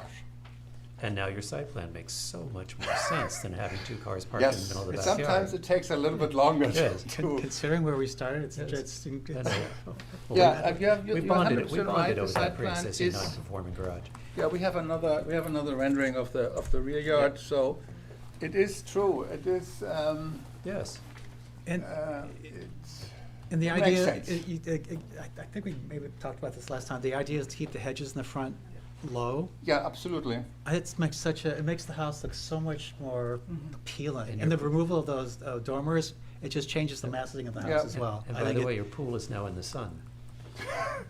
Also true. Also true, versus all the trees that was up So against I the wall. think in sports terms, this is called a home run, right? I think so. Well, let's ask the board members. Home run. It's like a video game. Board members, John. I think it's great. Yeah. I just had one question, only because I can't tell from the rendering to the drawing. So the molding between the first and the second floor, is it a different color, the same color? Same color. Same All the color. same. So anyway, what looks like a line or a darker color, it's just a It's- shadow? It's just a Okay. shadow, yeah. Just a Great. detail. No, I have no objections, and I do agree that, one of the disappointments, having seen Hunting Street change over the years, is what was a very open street become a very hedged street, particularly on the south side, which is unfortunate. So to the extent that the hedges are kept low, I think that would be Yeah, I mean, great. this is a beautiful view, and I think Absolutely. It shows off the house. it will Plus- support the sort of character Yeah. of the street. Plus, I don't know what you're planting there, but I would recommend boxwoods rather than, We have a very elaborate yeah, landscaping plan. yeah, including- because the deer will eat everything else. Including privet lately. Yeah. All right, Jane. I love the idea that we're not tearing down the existing building in the back. That definitely is a plus, and I think the design is very appropriate at this point. I'm grinning because I think you misread my comments at the last meeting. My comment was not actually about the band itself. My question was, did the band appear to be floating, or did it need a freeze board or something below to give it a little more visual Okay. weight? That was actually my question. I actually didn't doubt the band. What Okay, I doubted good. was did it have enough visual weight Yeah. versus slipping a piece of Okay. molding floating under the soffits of the house from the other side of the house. That's where my comments came from. I agree with my board members. I think it's a very handsome house. I think removing the dormers actually brings it down in its scale and its massing to the street. Yeah. Makes it a lot more harmonious Yep. with what is already a beautiful street in Hunting. You and I started out in the beginning of this project because this, for the benefit of people in the room, this house had a pre-existing non-conforming garage that they were going to remove.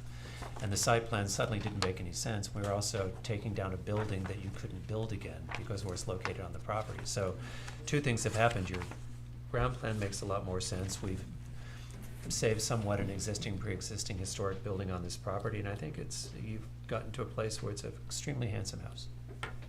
Do I have any comments from the public? What is the second floor they were used for? Storage. And we have notes on our construction plans that the garages only be restored or items of the garage which are rotten need to be replaced, but we are not changing anything in terms of the dimension. And the bathroom, which was put in by the former owner on the second floor, is being taken out. So it's strictly storage. Strictly storage. Okay. Well, having no public comment, I am going to move that we accept the applicant's, that we approve the application of 30 Hunting Street for plans dated March 23rd. Do I have a second? Second. All in favor? Aye. Thank you, my friend. I will look Thank forward you. to watching this house go up. Thank you very much. I'm going to look forward to Appreciate it. when you tear that Okay. unfortunate balcony off the front of that garage and see what's back there, because it's actually quite a nice structure. Thank you. Thank you. Same as this. Okay.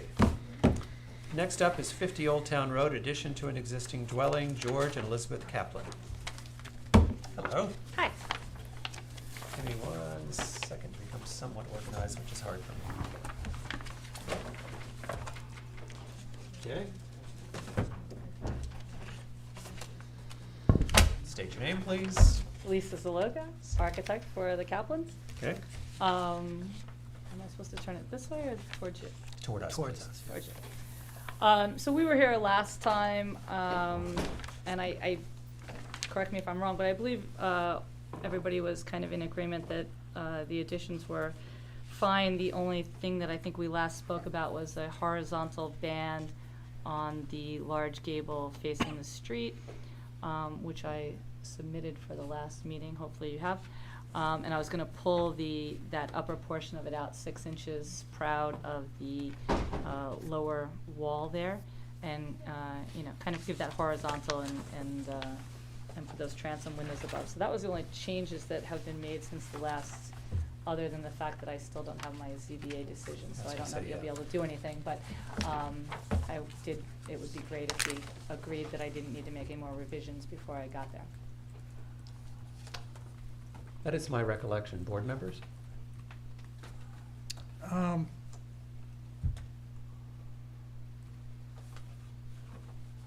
It looks like, I'm sorry, on the latest plan is March 23rd, is that correct?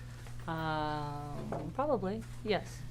It looks like the windows on the front, the second story windows are separated now, and they weren't on the. So if you look at what I put up here, I noticed that too after I submitted it, and I lowered them and I connected them. I agree with you. All right. So yes, I agree with you. Got it. After I hit send, I was like, wait a minute. So yes, no, I agree. Yep, They should be connected. All right, that's the only thing I saw. So yes, if you look at, I have connected them. Okay, I think we still have to wait till you get your ZBA decision. Correct. Yes. Correct. Good. Can we did we- close it waiting for that, or I don't know what the? We can approve it pending approval from the ZBA. Okay, great. Did you make any progress on the garage door? I didn't ask. I will make progress on it, I promise. Okay, I just promise. because I think the style of the existing garage door versus the style of what you're doing to the house, replacing that garage door would go a long Yeah, way. that I know wasn't- I know it's the- pre-existing, but. Yeah, yeah, all no, right. no, I'll work on that. All right. No objections. Okay, John? Nope. Nope. Jane? I agree. Okay. I have no objections. Do we have any public comment? Okay.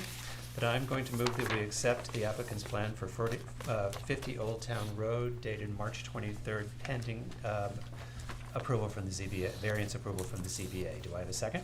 Second. All in favor? Aye. Thank you, guys. Good night. How many times were you asked this week what's going on with Shippies? I can't count that high. Okay.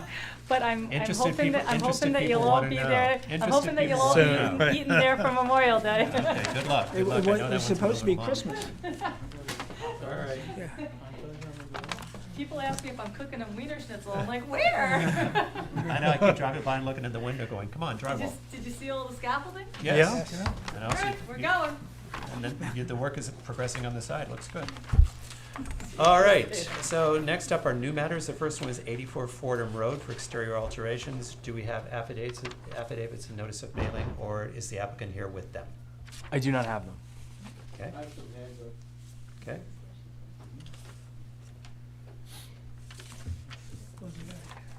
Do you have the file over there, Alex? 84 Fordham? Okay. You say, oh, the applicant's not here anyway? Is the applicant coming in by Zoom? I think so. Okay, we'll bring them in.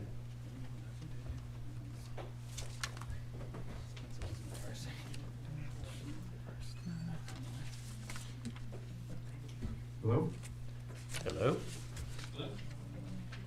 Yeah, the affidavits were delivered to the building department this morning. Do you know who you delivered them to? Derek Hightower? Okay. Oh, can we check the file and see if they're in the file?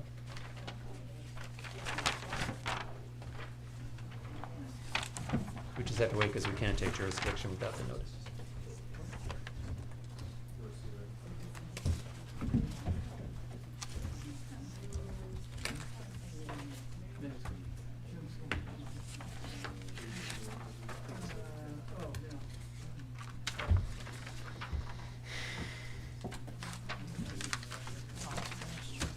I have copies. No, I don't think I don't know how I'd show them to you. I made photocopies before I delivered them. I'm okay with him emailing me a copy for review. Okay. Okay. All right, we're gonna proceed forward, but it will be pending the receipt or the acknowledgement, because I believe you dropped them off at the building department. But we're gonna move forward pending the review of notice of mailing if you Yeah, dropped it off. Actually, I think Andrew was asking yeah, Andrew if was you could requesting. email them to him now. This If way he'd actually have them. Are you able to do that? What is his email address? It's you can send it to village attorney at Southampton Village. .org.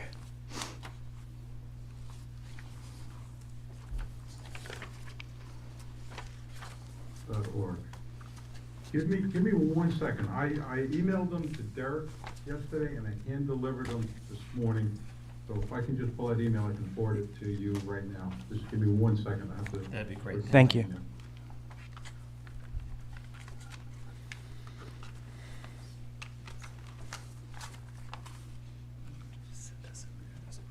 To Cisco. Okay, I'll put it over here somewhere. Alex, these are the written decisions, so put them somewhere where Jay can get them. To Jay.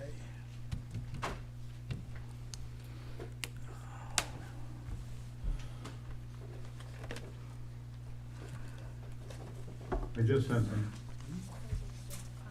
Thank you. All right, we'll move forward while You you want to wait for them. proceed? Thank you. All right, go ahead and state your name, please, and then let's go through your proposal. There's 2 of us present, Phil Watson, I'm the agent for the owner, and Jeffrey Flanagan, who is the architect for the project.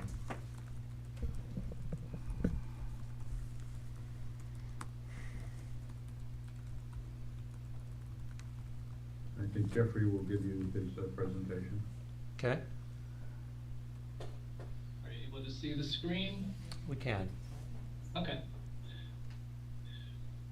So what we're showing was the original project that we presented back in 2021. This was the state that you had approved it in. What we're contemplating changes are related to the front door location and adding a side entrance door. So the new drawings that you saw should have those areas bubbled. So what the client is looking to do is, instead of a single door off to the right side, he's asking for a more central door, which works better for his interior layout, and it actually would eliminate one window, and we would would have solid side lights as well. And one of the reasons was also privacy for the client.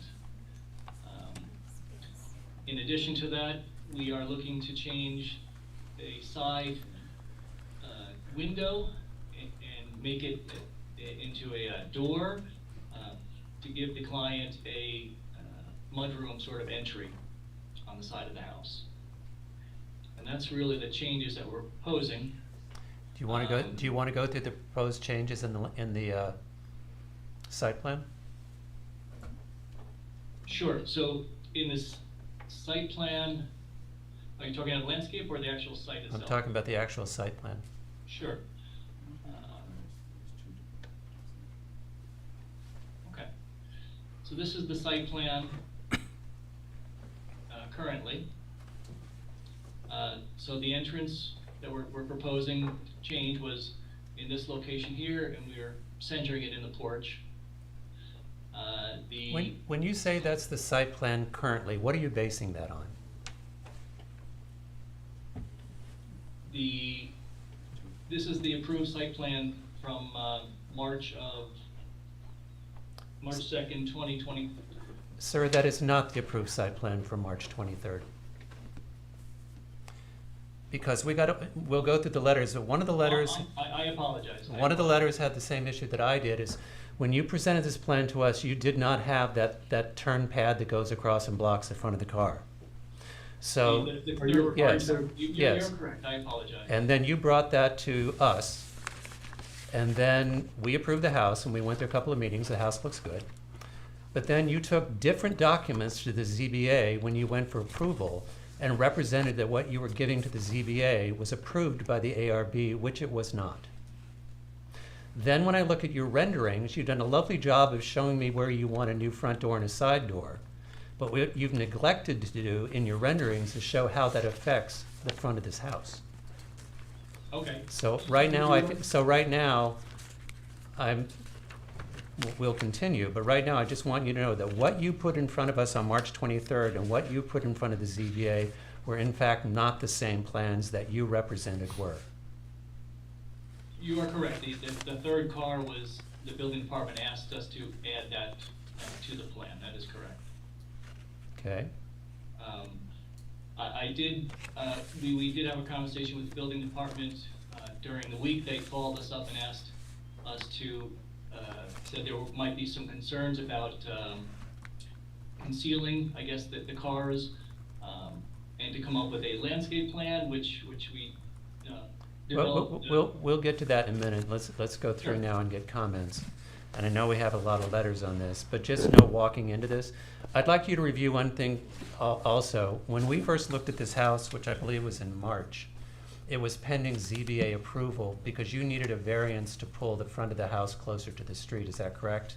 Because you now have a variance to put the front of this house at 27.6, where 40 feet would be required for that porch that you added onto the house.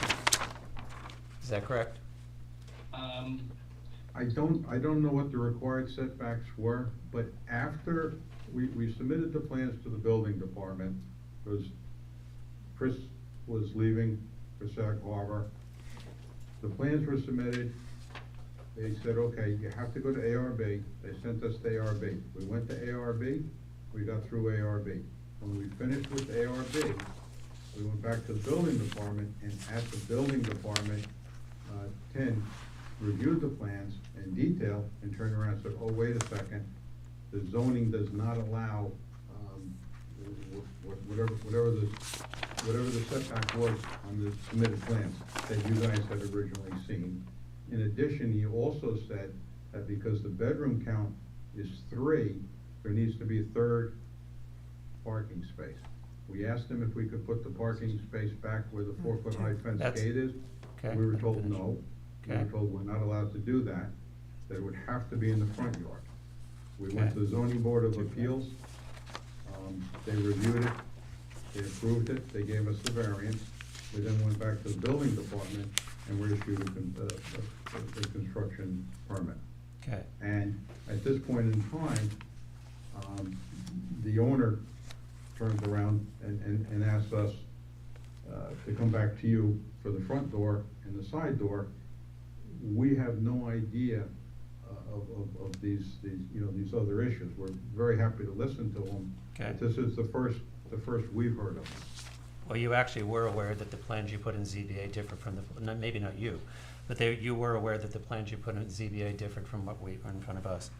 The reason I'm asking is on 11/16/21, when you went in front of zoning, you're asking for a total side yard setback of 32.6 where 40 is required, an 113-foot additional western yard setback of 25.9 where 40 is required, and 76 square foot porch at a western front yard setback of 25.9 where 40 is required.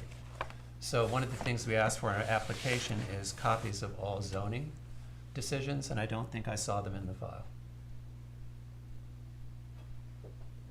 I know some of these were approved, but they also weren't put in the file. So we're in a position right now, well, you hear the position that we're in, so we'll move forward. But from where I'm sitting right now, there's a little credibility gap when you represent a zoning board, materials you don't put in front of ARB. A point of correction as well. Here's the zoning on parking spaces. Right. According to the zoning, off-street parking space requirements for residential uses for one-family and two-family dwellings is 2 per dwelling unit plus 1 additional space for each bedroom in excess of 3 bedrooms. So I don't see that you require 3 parking spaces because the floor plans that I see is a 3-bedroom house. So the owner hates the idea of a parking space in the front. He will not use a parking space in the front. He said he'd rather have the cars overlap. He'd rather put something there that can grow over. However, the building inspector has been adamant that there be a 3rd spot, and that is the only place he will accept. If he says you're okay with 2, your reading of the rules is, then believe me, the owner's going to be ecstatic. Okay, good. Are you, from what I see, because I have the floor plans here, when I look at the floor plan, there is nothing, because what I see is, I see a 3-bedroom house. I do not see any other room that has a closet that would qualify as a bedroom.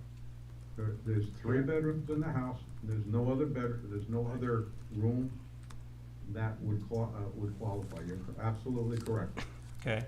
Then I will discuss, we'll discuss that aspect with Tien, because one of the bigger issues, at issue here, is that parking pad that goes in front of the house from it, and we have many, many letters about that parking pad. So removing that parking pad would go a long way. Yeah, okay. All right.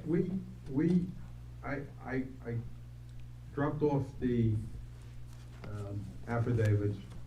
I picked them up a week and a half ago, dropped them off, and we were told that there was great opposition to our application, and I had asked what it had to do with, and I was simply told there's opposition to your application. We had no, the architect and I have been sitting here saying, well, they've been, actually they're on, if you looked at the agenda for tonight's meeting, you can go on the Dropbox, and they're all posted for public viewing. You don't have to do it now, but they're all posted. There's many letters. So what I'm gonna say now is, let's talk about the front door and the side door. correct. Okay? John? Right.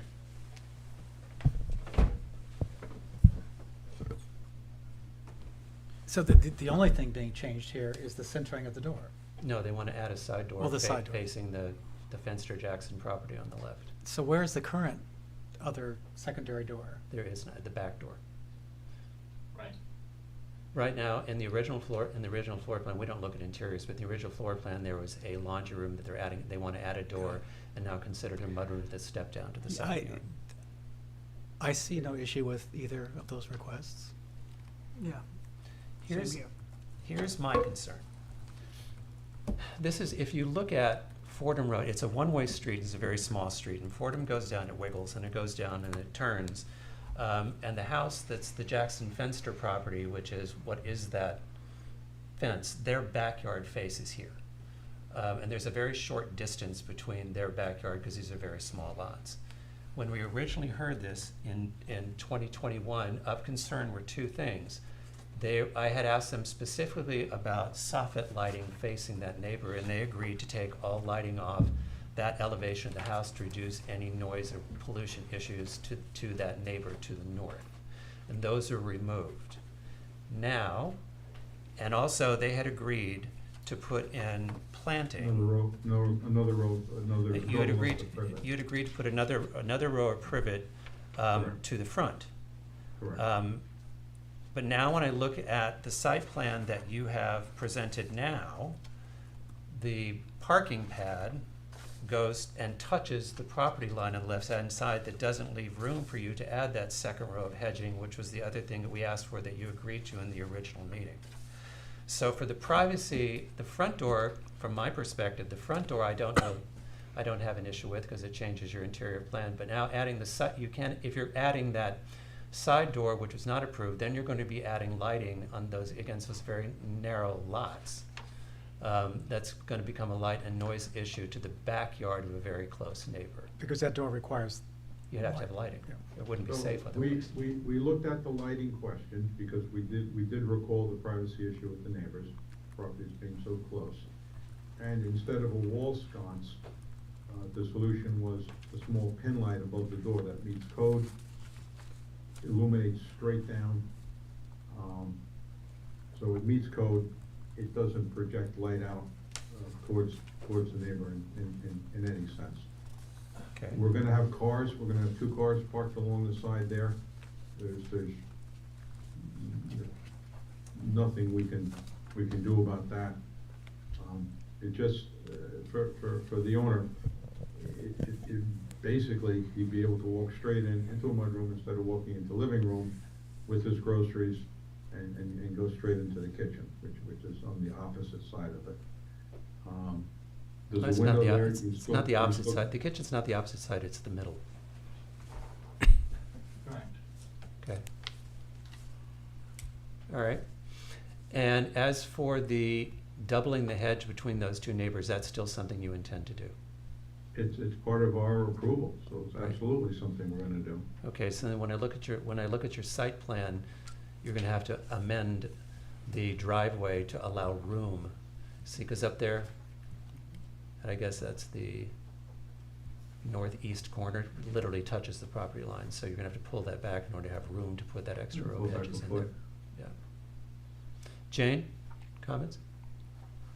Yeah, I would think you'd have to move it more than a foot, but yes, it'd have to be moved. Yeah. Easily 2 feet. Maybe it just gets the corner clipped off it or something, because you don't need that back corner. Maybe just come off parallel to the property line a foot or 2. Well, if we don't need the third car spot, we could probably slide the whole driveway back farther towards the street as well, if necessary. Okay. Do I have any public comment? Sir? Nope, nope. Ma'am, sorry. That's all right, sure here, happens all the time. No. Hi, Old I'm glasses. Nan Adams, and I live directly across. Just need Oh, you by what do I do? the microphone. The podium. Or unless you have something to show us. Yes, Nan, you were my investigative reporter. I It was- did, it was because it was actually. we've been there a long it was- time. What was actually, a couple of things in your letter that made me go back and look at the zoning Thank you. meeting to realize the discrepancy. A little history is that the previous owners, we never had any problem. They, as it was originally existing, and as it was originally presented to us, they were leaving the existing driveway. Right. The first time we heard or knew about the parking pad was when they applied to put in the side door and to change the front. That's correct. In And in obviously, original- we're in the very yeah. upset. We have our own issues, and we're very small lots, and there is no room to screen a front pad from the street. There's no room. The car would have to go through the doorway practically. So, anyway, and I gave you some pictures. You did? You have it's just for scale, the last one, and you have a normal pickup truck pulling in front, but the perpendicular to the front of the house, and it barely fits. And isn't there supposed to be 5 feet from the road that belongs to the village, or you can't Don't you think, Whit? Easement? There's an easement. So- I don't know what the easement is on that street. You're talking about the right of way. Is it 5 feet? On It varies. It varies, but yeah, because it's such a narrow road. But probably, I don't know the So if actual you number. only have 25 feet, that was allowed, because in the zone, and we're in the wrong zone, it gets very complicated. So that creates, it's like a snowball. And I sat there trying to figure out how much space you need for screening, evergreen screening. They're big. You've got the 5 feet, and Ron, another neighbor on 100 Fordham, sent a lovely letter saying there is no room. And you're not going to be, how big do those trees have to be to cover that parking pad? It's impossible. And how do they get into the parking pad? It's a Well- one-way north. Well, the good news we have for you is I think we heard them agree tonight that they don't want the parking pad either. Okay, but then there's additional problem Okay. in that the previous owners went all the way back. And as far as I could see, but I don't have a tape measure, you could still go all the way back, but they didn't, in the plan that we never saw, there was they stopped at a certain point, I assume because they didn't want to look at their cars. And then they had, in the original plan, they had put, taking out more of the driveway, they had a gate, so you couldn't park cars there. And now, if you approve the side entrance, you're gonna have to have stairs going up. Is that gonna take out more space? Those are all good questions. I don't know, but I'm there with my little ruler going, I don't think this is gonna fit, Well, thank you. okay? And I highly object to it because we have issues with other people parking right up to the house on the road. Thank you. Thank you. Sir?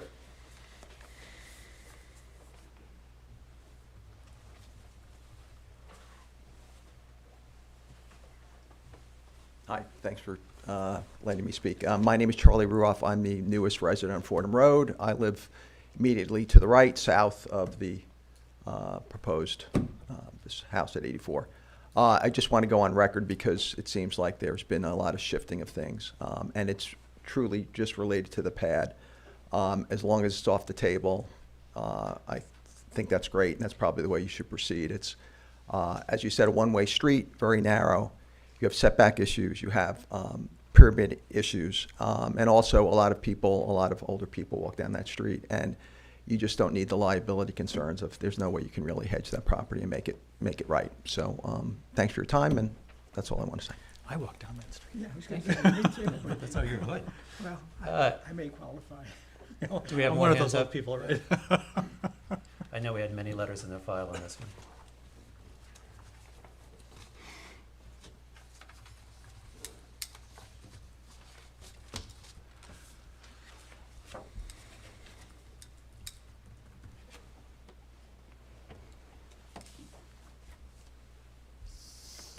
So, Oh, we have another hand coming up.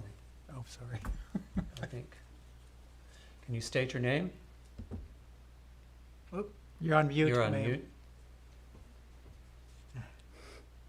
I still do this too. at work all the time. Okay. There you go. I'm Sherry Fenster. On 100 Fordham. I'm Jonathan Jackson, also residing at 100 Fordham. Our main concerns, if there is going to be no parking pad, our main concerns are whether the cars will be stacked along the driveway such that if there is going to be a third car, the cars are gonna have to be moved in order to get out. But I think what's being said is that there will be no need for a third car. But that's one of my questions is that in the pictures, I guess it's called a site plan, you have car 1 and car 2 next to each other. But in the survey says that there is 19.7 feet between the house and the hedge. And if that's the case and they require 10 feet for each car, that adds up to more than 19.7. So I'm just concerned that there's gonna end up being stacking. I don't know if that's clear. I believe the 19.7 was from the back corner of the house, correct? No, No? I mean, I have the survey. No, the back corner is 17.4. Right. And the. Can you see on the screen where I'm? I'm just gonna ask that you guys address your comments not to the board, please. And then we'll take them under advisement. But the area that I believe there's going to be parking is 19.7, which is not leaving room for two. And anyway, the main issue is I wouldn't, it's just a lot of cars abutting our backyard, and then we also have an issue with the side door, which we're concerned is gonna lead to a lot of comings and goings and slamming and the light. And given that the kitchen is easily accessible through the front, actually seems less accessible from what I can tell from the plans from the side door. So for us, it's just about noise, and these are really tiny properties. 4 of them built from one were allowed from 1 acre. So. Yeah, I'll just add that, crowding is our concern, and with crowding, there's noise, loss of privacy. I know these are being addressed in the plans, but with the addition of the possibility of a third car, it just raises our concerns all over again. Point of information, I may be incorrect, but I read in the Southampton ordinances, regulations, that the number of required cars on a property is the number of bedrooms minus 1. If you can find that somewhere in the ordinances, I think that Actually, may that's be- what we read. For a 3-bedroom house, it's 2 cars. So I don't know why the building inspector is insisting on a third car. Bedroom, we don't That's include all. the zoning ordinance, includes more things that are labeled as bedrooms to the list. But there's nothing in the plan that's labeled as a bedroom. Right, that's what I'm saying. It includes things that are labeled as other things other than bedrooms, unless the building inspector determines that in writing that they cannot be used as bedrooms. Well, we'll talk to the building inspector, because also by code, those rooms would have to have a closet to qualify as a bedroom. Not So- for calculating the parking purposes. All right, well, we'll talk to Tien, because we don't think they need that. Well, I guess you could sleep in your kitchen too, for that matter, right? All right. Anything else? That's all, thank you. Okay, thank you. Do we have anyone else? Just in the letters. No, I'm asking for anybody else have their hand Oh, up? I'm sorry. You have your hand up, but does anybody else have the hand up? Okay. So you've heard the comments from the board. My one comment would be, seriously think about the side door, because by the time you put 2 steps down to the driveway, do you actually have room for 2 tandem cars next to it? It's a good question. And you're gonna have to come back with an updated site plan, and we're gonna have to talk to the building inspector and find out why that we can't figure out why there's a 3rd car there. And if there were to be, we'd have to have an alternative location for that car, whether it's a second curb cut. Because a parallel car parked across the front of that house, which is already made narrower in that lot because of the variance, just doesn't make sense in that lot. Excuse me, Not Chairman? only does it not make sense, you're going to a great effort to redo that house, and then you're going to stick a car in the front of it? And block it. Chairman, I just want to note that I have copies of the affidavits and approved for posting and mailing. Oh, great, thank you. Great. Okay. Well, and the other things, I guess for me, the biggest issue is whether there's enough space to do 2 cars side by side, if there is a step required, first of all. But from a noise perspective, I can't imagine there'd be any more noise than there currently is from cars parked there with doors slamming and such, so. Yeah, the car noise is gonna be the same either Yeah. way. I'm just worried about the actual distance. Yeah. Because it's so small. It's very tight. When I looked at the question on the, a stoop, Tim said that the requirement would be it would project out from the house approximately 3 feet. and we do need 2 steps, so that'd be about 10 inches and 10 inches, but the steps would be towards the street. They wouldn't be out into the parking area. Well, how is So that it possible? would clear it. But you'd have to have a landing of I some think if we kind. didn't need the radius to turn into that space in the front, car number 3 space, I do believe that that whole parking area could be moved. How do you add steps that don't project into the side of the house? No, they project towards the street, so. How is that instead of- possible? The doors, You walk out and you turn left. You have a landing and you Right. turn left. but when you there's, enter. there's, but there there's has- something there. There's room for the landing. There has to be room for the landing. Let's go to the Well, I think I think you've heard the comments. I think you're going to go back and look at the plan and come back. We can show it. Okay. On the revised plans. All right, so I'm going to take it you're asking for an adjournment. That sounds Great. So I'm going to move we accept the applicant's request for adjournment for 8440 Fordham Road. Do I have a second? Second. All in favor? Aye.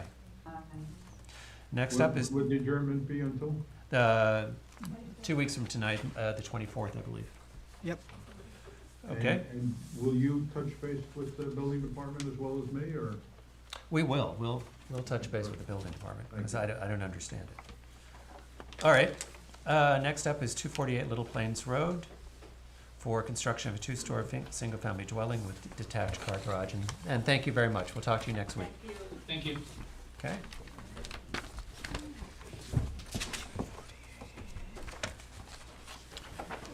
Chairman, my file does not have affidavits on this application either. Okay. Do you have affidavits? Yes. And the second half of that, which was, and are Thank they you. in order? These are what? Got it. Thank you. They are. Excellent. Okay, please state your name. Okay. You can present from, there's a microphone here now. Oh, great. We've gotten fancier. Terrific. John Laffey, architect for the owners. Okay? And,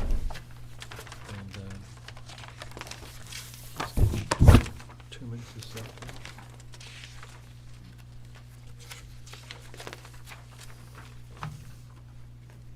Excuse me, board, I'm so sorry. If you had a chance to restate your name for the record, I would really appreciate it. Thank you. John Laffey, architect. Thank you.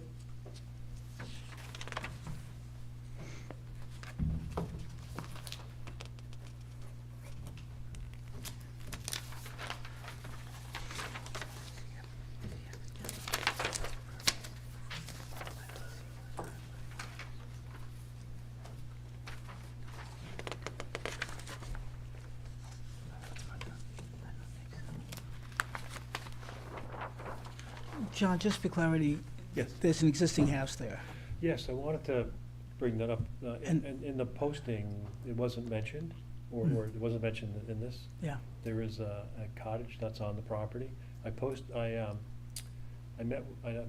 gave to the demolition committee the letters, my representation of what I found out about the structure. Right. And I sent pictures of the existing house. Right. In fact, here's the existing house, here's a picture of it right now. Right.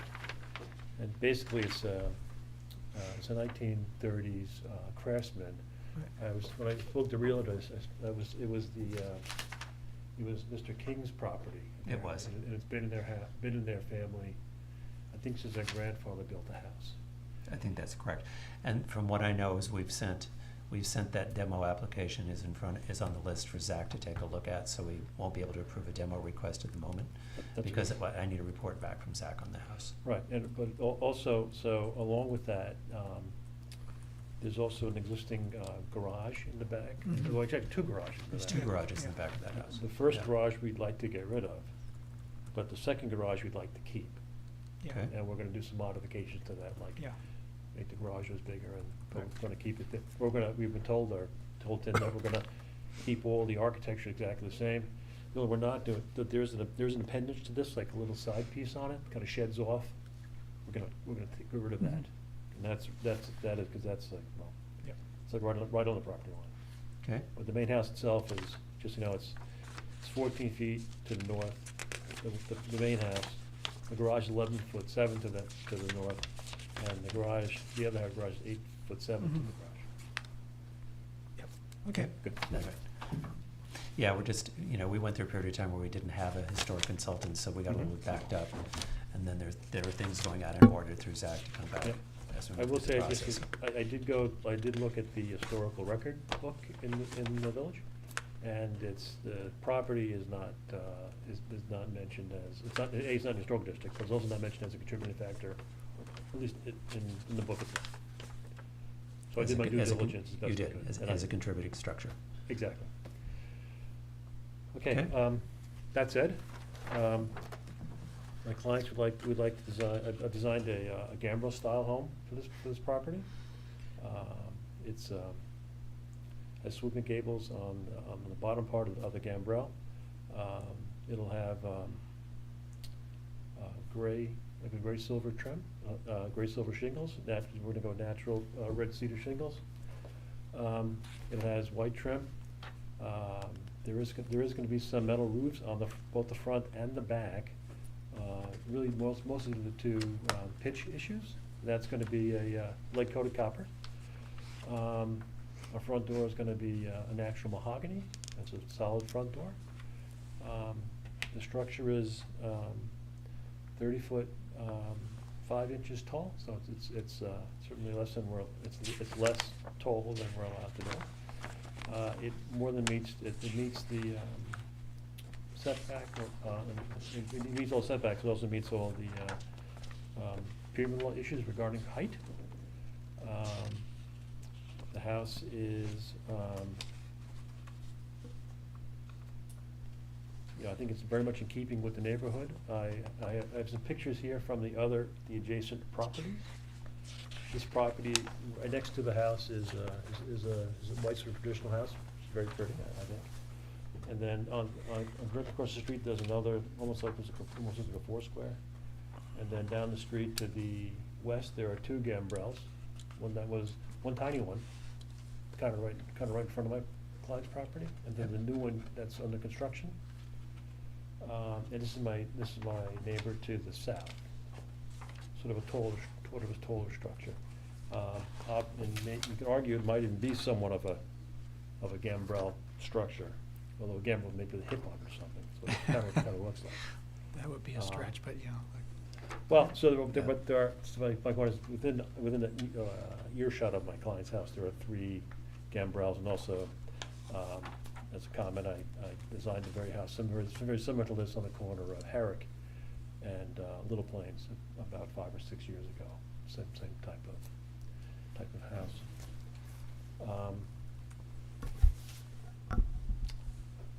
I have, to delineate some of the height, I've got some wavy shingles up on the top, both front and back. The clients are interested in doing a white chimney, so we're gonna do white Lorraines on the chimney, and then also on the risers in the front of the house. We're gonna be using bluestone for the terrace work with white risers on the face. Can you take us through all 4 elevations? Sure, absolutely.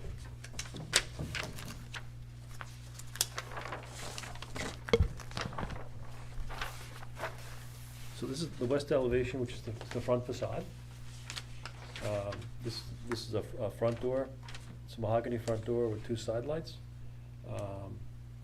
There's 2 round columns left and right that go up that conceal that cover a small porch on it.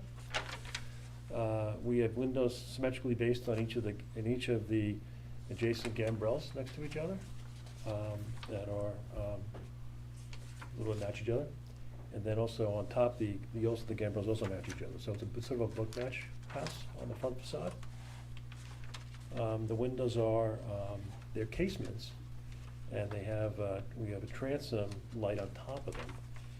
It was the client's request that it be a little more modern, and she wasn't so keen to the double hungs, which I probably would normally suggest it, but still, it was her wish. On this sheet is the south elevation, and the south elevation has probably which is not the parking side, it's over here. And it also has it has a gambrel on the side. We have hipped this gambrel to give the house a little bit of asymmetry about that, because it doesn't match the other side where the side cover porch is. And we have some windows for the house. We're on the side, and on this side you can see the back part of this house. There are two like little boxes. One's for the master sitting area, one's for the breakfast area. These are going to be white paneled boxes that are going to be underneath. That are underneath a big shed roof of which you can see on the back facade, right here. And that go back into this back of these form the two sides for the back covered porch, which is also under this under a big standing seam lead coated copper roof on the back. It has 4 columns on there. Then there's, I think I said enough about the facade. On the back facade, to the east, we have some brick detailing here on the sides of these, on the faces of these, the dining room and the sitting area. The back facade has, again, wavy shingles to match the front, wavy shingles on the gable to match the front. There's brick on the facade on the face of the risers of the back terrace, back covered porch.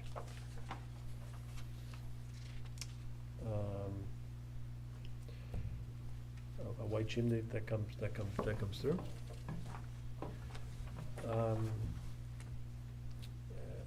And then on the other side, the north elevation, which is the side where we'll be entering the house, where the parking is, where the vehicles are, we have a side door, and we have coming off of a smaller gambrel, which is indicated over here on the north side, and I realize that's supposed to be brick and not stone. Sorry about that. Okay, does that sort of? Okay, so let's think about the street. So on your side of the street, which is the east side of Little Plains, the houses are relatively simple in design, straight and angular. Yes, there are a couple across the street that have sloped gambrels, but they are very modest in their slope. That's a way of setting up. When I look at the design, John, there are so many small elements that make this overpowering in terms of its whole approach. So let me go through them one by one. But let me start with go from large to small. You spoke about wanting to create symmetry, hence you clipped the south side of the gambrel. Let me suggest that it may not have been the primary intent, but it also accommodates the pyramid law. If one was truly concerned about symmetry, and you were cutting the south side, you'd cut the north side. So hear me out. I mean, that's my view. I'm not an architect. If Peter was here, maybe he would have more specific thoughts and probably express them somewhat differently. So, again, starting from the neighborhood on that side of the street, which is relatively simple and straight lines, and then the house itself in terms of the asymmetrical accommodating roof that I think could be designed better if it was symmetrical on the other side as well. Let's look at some of the elements. And in no particular order. The window treatment. I appreciate the homeowner's concern for more contemporary look, but it's not consistent with the historic nature of that street, however you want to define historic. In addition, the transoms, again, when adding every little bit of, so you've got transoms over all the windows. Okay, then you have dentals over the first floor, over the second floor. Then you have wavy siding Fish scale, in multiple parts. Then you have a mahogany door. You have a white chimney. Let's see, trying to think what I might be missing here. Standing seam detail over the porch. Yeah, oh yeah, and then the copper roof. So when I add all that up together, John, I know you're capable of creating a simpler house. Oh, and the slope of the gambrel is pretty significant.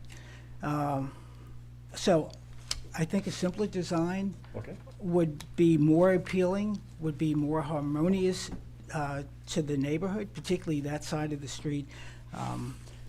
So to the extent that those are things you think you and your client can consider, that would go a long way with me. I haven't even gotten to the back of the house, but the same issues that are on the front of the house relate to the back of the house in terms of the fenestration, the detail on the dentals, or brackets, whatever you choose to call them, the different moldings.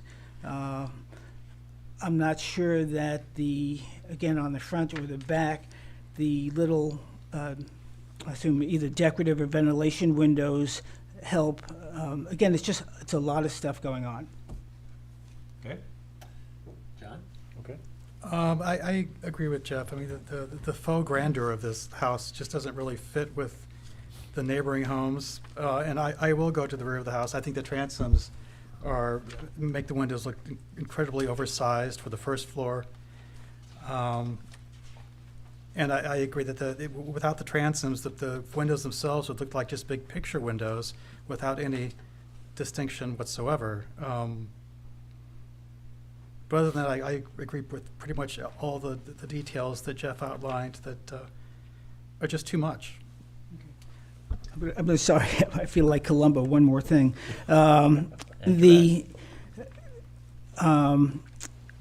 You, as in another applicant, although it's a different property, of course, have a parking pad in the front. Now, I know that street does have some circular driveways and does have double entrances, but to the extent that can be avoided, especially in that you have that nice non-conforming existing structure in the back, which can accommodate some cars, and you've got an area there. I think you have access to turn around. I don't think you necessarily are required to have more spaces, but we're not going to get into that right now. But I don't think you need them. And I think the house, if you're going to design a nice house, again, I am not one for putting cars in front of houses. When you have a good architect. So, how do you rebut that? No, I'm teasing you. Jane? Yeah, I think we need to go back to the drawing board and simplify many of those elements to fit in, to be more harmonious with Little Plains Road. I feel like we've been to this place before. Yeah, we've been this bad. Yeah. I know sometimes clients feel like they need to see one of every. And I think in this case, what I just miss, looking at the first thing I miss are the double hung windows. And I think making them casements is just a mistake, especially on that street. So that's probably a conversation with your client. But I think they would have a hard time getting this house approved without them, because I think it just takes it's an odd accomplishment. I think that when you've got the wavier fish scale detailing it, and you've got the brackets, and you've got the transoms, and these large, and also when you move to the case of windows, to me it just sort of messes up the window to wall ratio a little bit, because it just doesn't feel right, and it doesn't feel classic. So I think stripping it back a little bit was going to make it more harmonious to the neighborhood. Now, there is a house across the street. There are examples of houses that have a design on them, whether it's fish scales, or I think it's the house across the street or two down, that has fish scales in the eaves, or maybe further up Little Plains. So sometimes there is a design element that makes a house, that gives a house some character, but when we start adding too many elements to it, I think it takes it to another place. So I think the windows to me are the largest issue, and the secondary issue would be the brackets and the scales, sort of, they need to figure out which one of those details they're in favor with, but I think all of them is too many for the house. When you reference the house diagonally across the street, it's a much narrower house. No, the one I'm talking about is huge. Oh, okay. No, I thought you were talking about. I'll the address for the next Okay. meeting, yeah. It's actually it was built in about 10 years ago. Okay.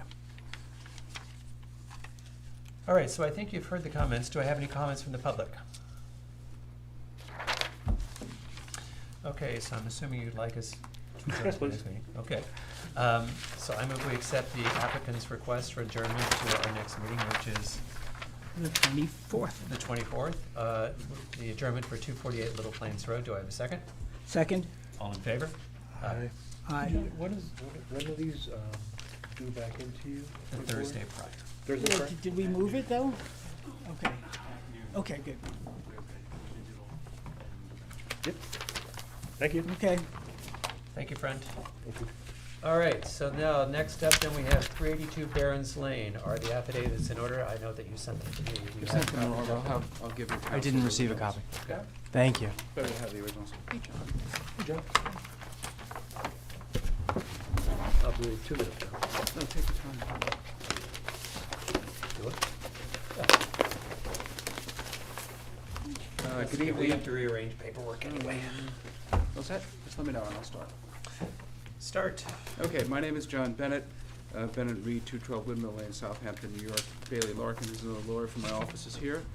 Also Sean Watson, Sarah Leanan from Liverpool Street Architects, Melissa Dedovich, who you know, from Baconic Environmental Consultants. Melissa Reeves and Rebecca Tran are on Zoom, they're from Hollander Design. And Brian Ninnis and Ken Buska, who are the owner's rep. They're also via Zoom. It's gonna, before we talk about the architecture, very, very quickly, hopefully you have it. We sent over a supplemental filing on Tuesday, but I'll have separate copies for you if you want them. Thursday, I should say, just to set out the character of the neighborhood, which is, I think, very important. For the record, I'm very quick about it. I don't know if that's all right. Oh, you got it? Yeah, copy. Throw them in there for Jane's stack. Okay.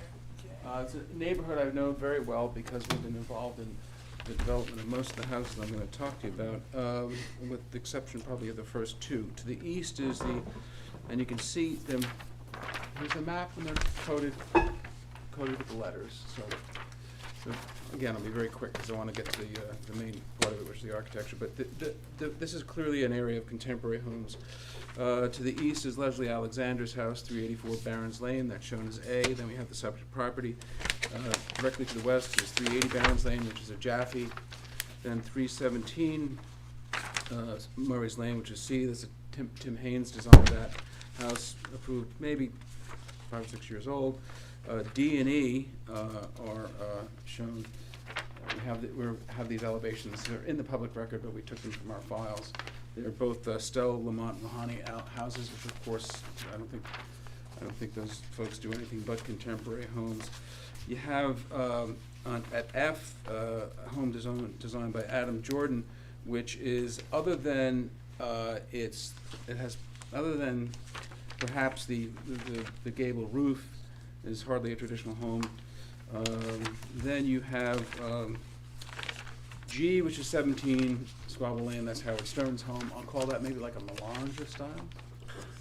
And then you have 1 Squabble, which was designed by our friend Jürgen I Rehm. call it a plethora of chimneys. Okay, that's fair. It's nice out. Maybe a gaggle. With a lot of cats. And then you have 1 Squabble Lane, which was designed by our friend Jürgen Rehm of 1100 Architects, obviously very contemporary home. That's it. I'll ask the folks from Leroy Street to come up and take you through it, and we're here for any questions. Can you, I wasn't able to get on the property, so I don't even know what the existing house looks like. It's a Do you have a 1992 picture? house. It was built by they have photographs. the Agony of Defeat. What Yeah. is it? Help me out here. The Thrill of Victory, the Agony of Defeat. It was built for Moon Arledge back in '92. It's a shingle style Eric Woodward house. Right.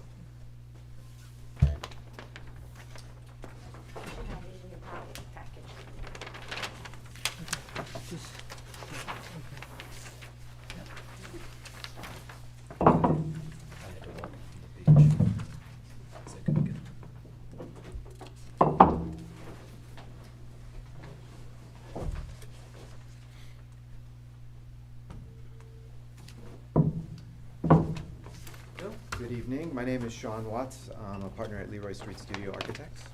And I have some drawings here. Hope the camera can see these. I haven't done this before in this space, but you can zoom in. He's quite talented. Okay. I was, impressed with the ones from before. So, as John pointed out, the house is on Barron's off of Wickapog. We measured it's about almost a half a mile off of Wickapog. On a private road. On the private road. And this is zooming in here. So the existing house was built in 1993. It has a pool and a tennis court. We're going to demolish the house and the pool to keep the tennis court for this scheme. So our client, I'm going to pull back to this plan, asked us to develop something as thoughtful and timeless as possible given the circumstances and the opportunity to develop this site. So we have been working with Ed Hollander's office to develop the design. The proposed house sits on a series of terraced gardens to confirm with FEMA. And Hollander is proposing dense planting at the property lines and along the street, which I'll let them describe. So architecturally, we're proposing a design essentially that is as porous as possible given the width.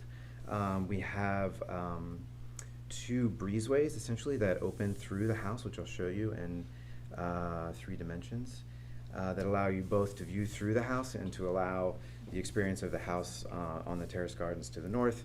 The second floor connected. I just wanted to make. Yeah. By the way, hold on, Sage, can you somehow zoom out a bit? So there we go. So we can, all right, now we can see it. Thank you. Okay. So I can scooch this down a little bit if that helps. Just a little bit. Okay. So essentially, there are two breezeways with bridges above, which I'll explain in a second. And I'll give you a sense of how the house will feel with these exterior renderings. So this is just to start. This is the first view you'll see of the house as you approach Barron's. This is the entry court, and the breezeways in plan are also connected to the primary and secondary entrances. So the front door to the west and the sort of kitchen family entrance to the east. So this view you'll see up this, you'll park your car, there's a generous set of stone stairs up to the breezeway, which hides the front door essentially, which you enter to the east. So, and then I will flip through here. So this is the view from the northern fields, to give you a sense of the scale of the house. You can see one breezeway here that is the main breezeway by the pool, and then the one's obscured by the planting here that allows you to get into the front door. And then you can also see the accessory building here on the east side, and to give you a sense of the volumes. So the house is composed of a series of smaller volumes, and as John pointed out, connecting the volumes over the breezeways are small glass bridges. The allowable square footage for the property is around 18,000 square feet. This house is designed at around 14,100. So the volumes themselves are clad with clay tile shingles. This is an example of one here. They're Danish. It's a company called Peterson. And we chose this material because it's resilient. It'll hold up extremely well in the harsh environment. There's actually a house in Southampton with this product that you've seen on First Neck Lane. It's a slightly different color. These are more gray. This is obviously more buff color. So the clay tile volumes are trimmed and painted gray stainless steel. And like that house is on First Neck? Yeah, it's a flag lot off of First Neck. The flag. It's a Belgian. 477 First Neck. It's in Van Dusen. Sorry.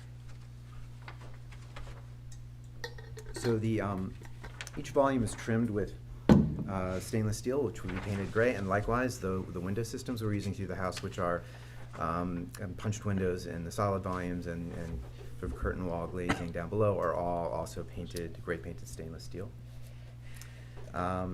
We have several areas of overhanging roofs, which will also be, to let light through, will be built with painted wood trellis, which will be reinforced with painted stainless steel as well.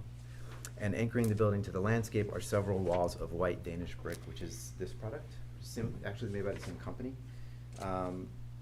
And these walls are located essentially at important points in the plan. So at the two entrances, at the front entrance, at the kind of kitchen family entrance, and then there's a couple of other volumes which I'll show you in a second, made with that brick. And the brick, we're planning on putting a very thin layer of plaster over it to give it a more kind of organic and homogeneous appearance. So let's see.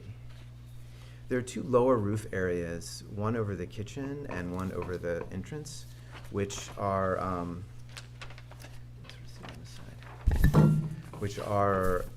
clad with stone. They're essentially planters. They're designed as planters, and they'll be clad with a stone.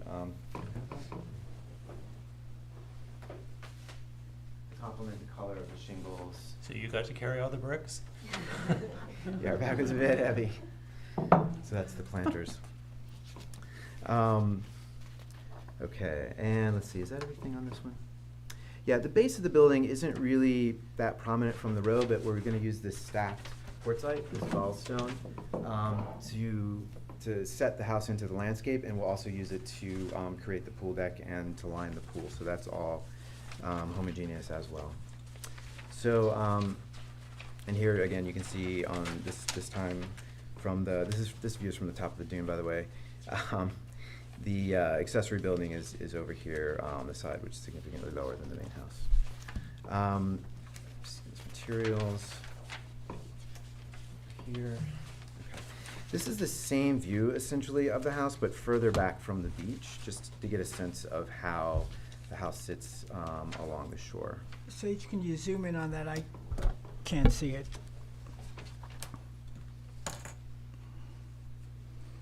So I'll do this. I'll do this for the camera. So you've got this is from essentially the top of the dune, and then as you back down to the beach, you see that.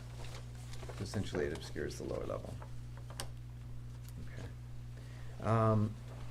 A couple of other elevations.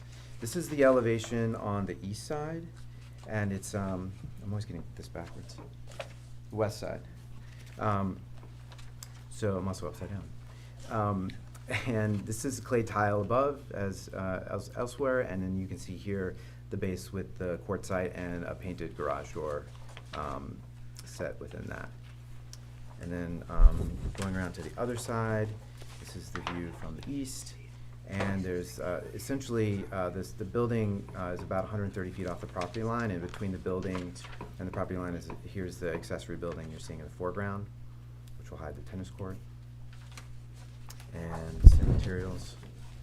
I think that's the renderings. I wanted to show a couple of elevations just to show you a couple of finer detail points which don't really show up in the rendering. So I'm going to pull the photo there.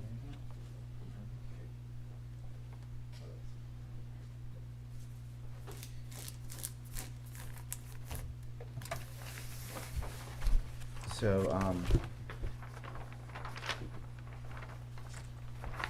it's going to be a little hard to see in the camera.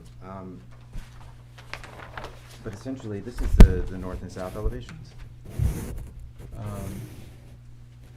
And what I just want to point out here is there are some louvers on the house. On the south side, there's a glass enclosed stair, and we're mostly for. Oh, I'm sorry. Mostly for solar and glare control, we're putting painted stainless steel louvers in front of that, and then along the top of the library, this is floor to ceiling glass with painted stainless steel louvers, and along the living room, same thing. And then on the north side, we're doing the same type of louvers along the two glass bridges over the breezeways, which will help shade the kind of late afternoon sun. And only other thing I want to show on the elevations, the side elevations are a little smaller, so I can make them a little bigger for you. We might have to zoom out a little bit. See those? On the screen. Okay. So this is the side facing west, and it's again the garage door, and beyond you can see the height of the brick wall that kind of marks the front entry. And then on the other side, this is the side facing the tennis court.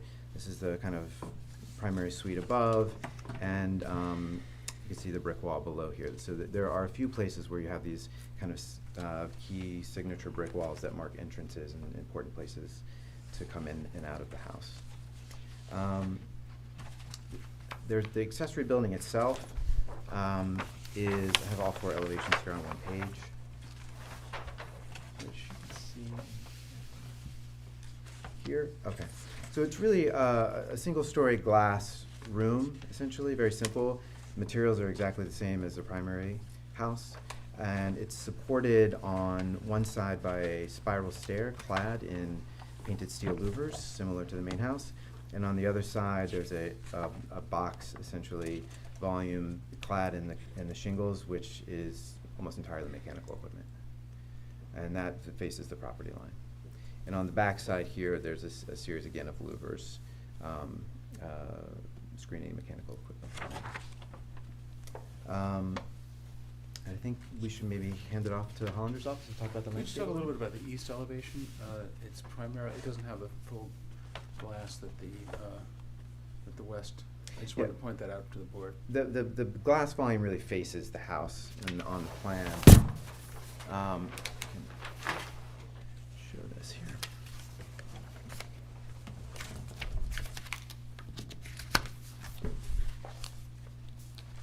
So the glass portion of the accessory building essentially faces the house and faces the beach. And the goal of this solid volume was to essentially screen the neighbor and to screen, so the neighbor doesn't have to see that glass box. So maybe Ed's office can present the next. There's Melissa. Good. Good evening, everyone. I'm Melissa Rivas from Hollander Design, and I am the landscape architect for the applicant. I am going to attempt to share my screen. All right. So I'll just give you the quickest of garden tours here, as I'm sure you want to get back to Sean's architecture. So I'll start on the western property line here, and as Sean mentioned, we're going to be supplementing the existing plant material that's there by adding in some new evergreen material, some juniper and cedars, ranging from about 10 to 16 feet tall. And then as you approach the front door, you'll be passing through a grove of Amelanchier trees that are underplanted with some ornamental grasses. And then as you get to the front door, when you look back to the north, you're greeted by this entry garden here that's essentially a small lawn panel that's framed by 16-foot tall crepe myrtles that are then underplanted with some flowering shrubs and perennials and grasses. And then just to the north of that, along the property line here, we have something that we're calling our natural hedge, which is really just a combination of privet and bayberry that will not be trimmed into a tight hedge, but it'll be left a little bit looser, so it'll have more of a natural roll to that. And then if you come back to the entry garden here and you walk along the garden path, you'll be led to the family garden, which is essentially another lawn panel. But this panel is punctuated by 4 plane trees that are about 25 feet tall, and those serve to kind of frame the view back from the terrace area to the farm fields to the north. And then if you keep moving east, as Sean mentioned, there's an existing tennis court here, and that's surrounded by an evergreen hedge of junipers. And then just quickly to the south here, we completed a dune restoration last fall, so that'll remain. And then it's a very simple southern elevation where we have just small pockets of lawn that'll meet that dune vegetation. And then along the eastern property line, we're treating that very similarly to the west, in that we're going to be leaving all of that existing plant material that's there. And then we'll be interplanting some additional evergreen material in the form of cedars and junipers and some pines.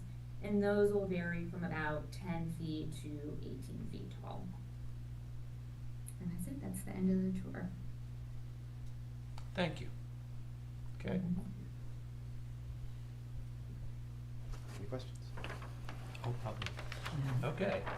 Board members. John? Yes, no questions? Oh, questions or comments? Huh? Comments. Okay. Comments away. So John has made good points that the house, that this area of Southampton has its fair share of contemporary houses. And some are more respectful of the dunes than others, and I don't mean that in a negative way. So there's been a lot of attention to detail and respect of that. However, I come away cold, and that may not fit 100% into our jurisdiction, but in terms of judgment, I think there could be more done to integrate the structure into the dunes. There's not any softness about it, at least from these eyes. You've got some standout separate buildings that pop out.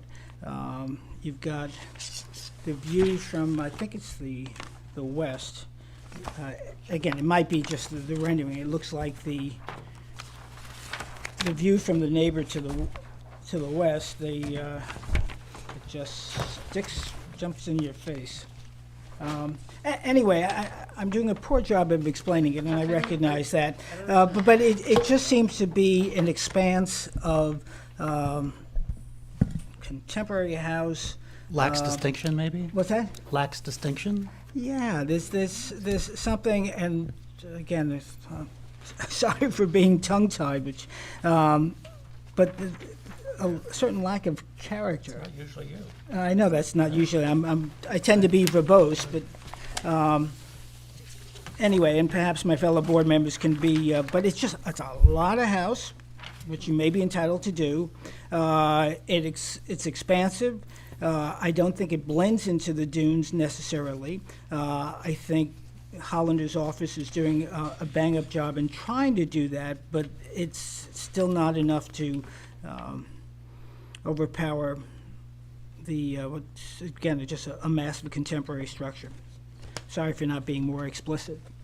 Well, it does meet the dune crest setbacks and the coastal. Yeah, no, I'm not, I'm just talking about architecture. I'm not questioning any of the GFA setbacks, wetlands, anything like that. Jane? I just want to mention that I didn't hear much about indigenous plantings, which could actually maybe soothe that into the landscape a little bit more, so as was being discussed earlier. Well, we just had a dune restoration there, which is growing in. And if you want to query Melissa more specifically about the species, I'm sure she'd be happy to do that. As you know, there's only so much height you can get down there due to saltwater pruning. Well, maybe you want to speak more. I do have some response to Jeffrey's comments. I just heard a lot about 18-foot trees, which just do not seem to jive with the dunes. And there aren't 18-foot trees between the house and the beach.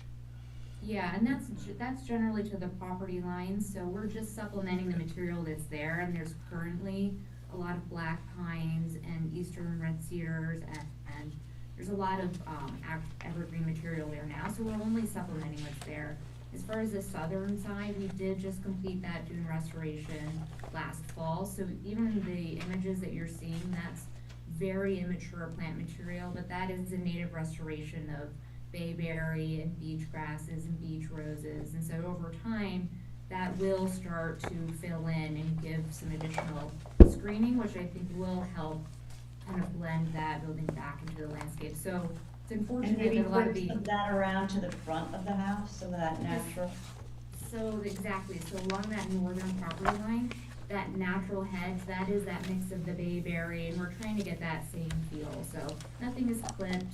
We are trying to use a lot of native materials here, because that's really what will survive in the harsher environment on the beach. So all of the property line plantings are native and natural, aside from one of the cedar varieties. Okay. Here, Scott, can you take me through your external lighting plan? The external lighting, so all of the lighting is going to be 3-inch aperture LED in soffits, essentially, because we didn't want to see any light fixtures on the outside of the house at all. And there are a few around some of the kind of those brick walls that I mentioned, and a couple of places along entry points and circulation zones. We might do some in-ground flush recessed uplighting for some of those walls, but we really don't want to see any sconces or any additive elements. And then at night, when someone's in this house, they see this very long row of second-story glass that's along the entire second floor. Mm-hmm. What I'm thinking of, to be honest with you, is if you go down Meadow on either side of Cooper's, there are two big modern glass houses, but when they light up at night, they can be seen for miles.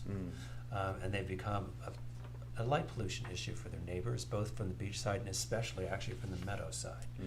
This house sits on a pond, but it can be seen from a lot of houses heading toward Wickapog and from the beach, and I'm not exactly sure what its sight line is to what you marked as House A, which I think is that the Jaffe house? Whose house, the house what? The house that you have marked A. A, that's not a Jaffe house, that's Leslie Alexander's house. So because you're elevated on the second floor and you've got an elevated light box on the other side of the tennis court, would it be possible to get, I'd like to see a sightline analysis, and would it be possible in your rendering to show me what this house looks like at night when it's lit up? Yeah, we could definitely Because my show that, concern yeah. is, I think strangely, this area, starting with what the replacement for what you have marked here next to Howard Stern's house, I guess what you're calling D and C. This has become the land of long flat houses down there, and contemporary houses do work into that landscape, but what I don't want to see is an elevated light box that lights up both its neighbors to the side, its neighbors across the pond, and its neighbors all the way across to Wickapog because of the height of the house. Right. Take a look at 320 Murray. That was approved by this board. And, I compliment myself on doing a fairly good job of anticipating issues. And this was one, your response, Jeff, to be honest with you, quite surprises me. This is not a monolithic structure. No, this is not a monolithic glass box structure. Yeah. It's interspersed. The mass is broken up particularly well. With the And- smallest faces towards the east and west neighbors, that was one of the goals, was to make Yes, it on that small. side. On the other side, you've got two elevated light boxes. You've got On a the light, north side, you've got on a the light, north bo- side. you've got a light box On the north west side. side. You've got a light. I'm sorry, on the east side, you've got a light box across from the tennis court, and the second story is a big light box. No, Is that it's so? this Before one. I could ever do This- anything, this- I wanted this to elevation? understand. No, I'm showing this from the house, so Here. you can see Here. it's blocked by. Through here, and across here, that's just a big, long row of open windows. And I need to understand when this house lights up at night, what does that look like? Because it could look like, it may look fine, or it could look like a flashlight. Right. So the goal was to have, specifically for east and west, was to really minimize the amount of glass on those two faces. So this is, from the property to the east is essentially blank walls except for one window into the master bedroom in a clear story into just the lounge space beyond. And on the opposite side, it's really just a couple of slit windows into bedrooms. I take your point on the north side, this side. We weren't as concerned about that in terms of neighbors and sightlines, just because it's got the half mile of space, which is essentially open farm field directly across. Which actually gives it greater visibility from a You actually have distance. houses that line that farm field. That's five lots. Those are Those are 5 five acre houses standard that- lots, which I are see. fully developable. which So are going would to be it be developed nice at to some know point. from, two things happened. We weren't actually able to get onto the property and actually walk it, which I think would be useful. And I would like to see a rendering of what this house looks like at night when it's lit up. That's fair. We can produce that. Any particular view or angle or Actually, probably just do all elevations. just like a No. So I understand. and we've been asked to do this before, and there's usually like a certain point, like an occupiable point from which you would see that. So, for example, from the point on Barron's, or is there any particular, I guess, point you want to view? I think from? that's a very good question. I would like to see at the point if I lived in house A. Okay. And I think if you come down Beachcomber, probably from the standpoint of there's an empty lot at the end.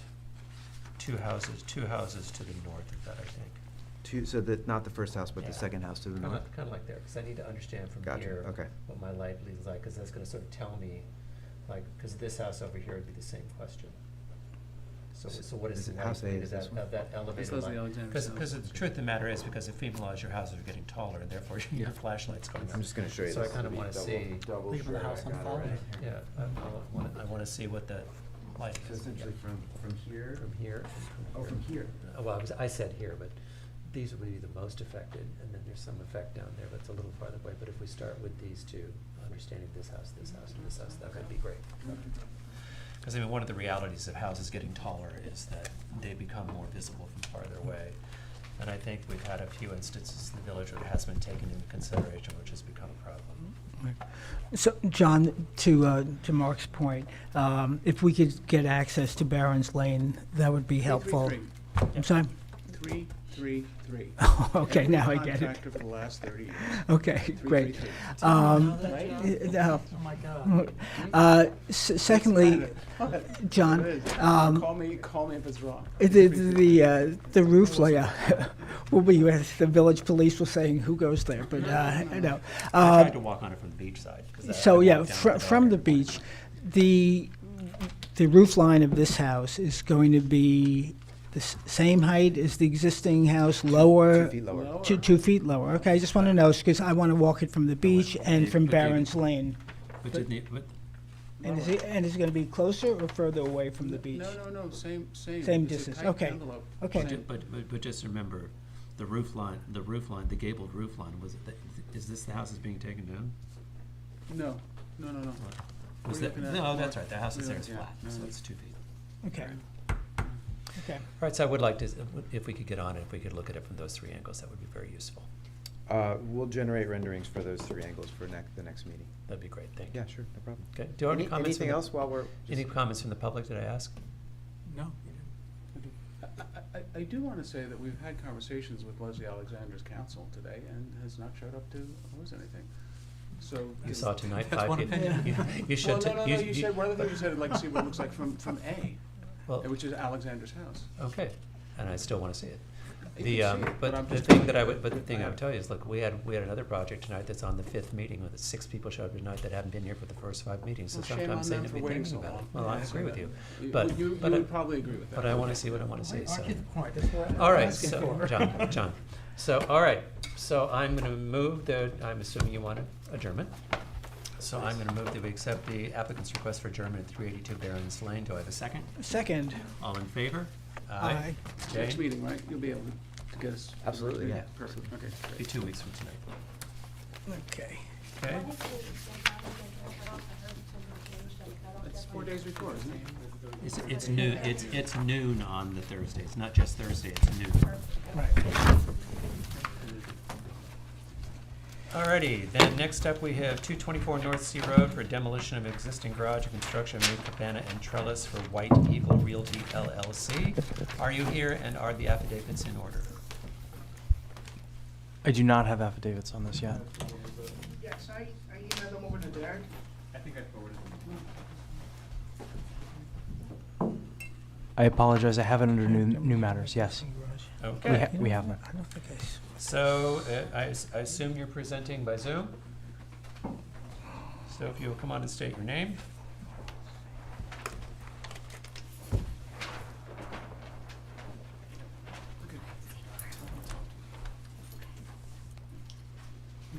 There's also a driveway gate associated with this. Pardon? It's on the agenda twice here and as a driveway gate. Okay.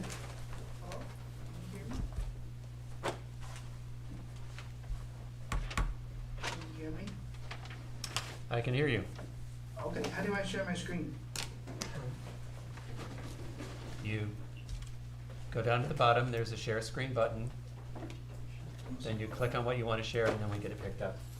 Alright, ready to go. Great. Alright, we're presenting the gates at a later time? But we're just gonna go over the... Start with the house. You know what? Since you're all here together, start with the house and go to the gates, and let's just do this all at the same time. It'll save time. Okay, perfect. So we'll start with the pool cabana. We're looking to remove an existing garage on the site, replace it with a pool cabana, new pool, attached trellis, and gates in the front. These Oh, here are we go. the front elevations, rear, and these are the sides. This is. And here is the fourth one.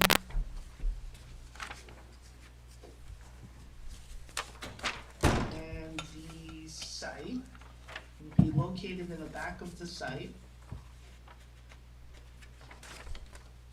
Sorry, here.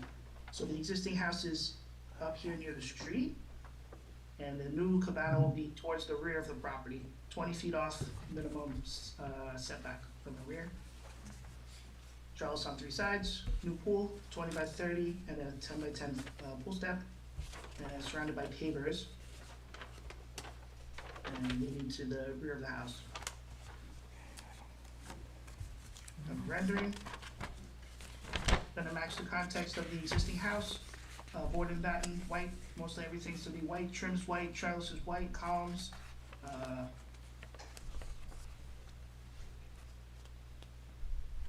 Okay.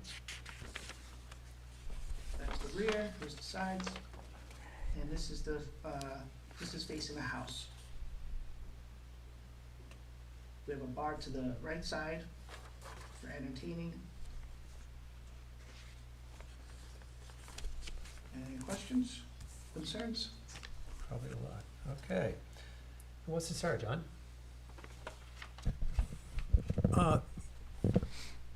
I mean, just it seems large for a pool house. I don't understand this.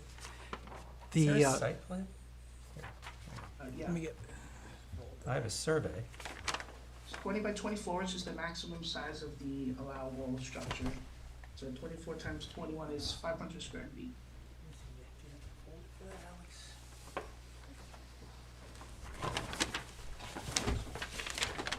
I believe we're allowed 520 square feet for an accessory structure. Oh, here it is. Hang on. So we're within the zoning requirements. Hang on. We meet the setbacks, we meet the pyramid law. Okay, we got you. Sure.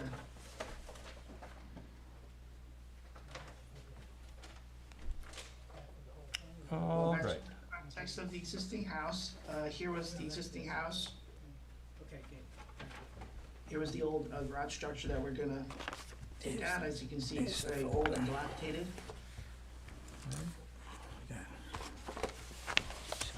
All right. Oh boy, I have all sorts of questions here. How many bedrooms are in the house? Any bedrooms in the house? 3 bedrooms, 6 down. 3 bedrooms and an office.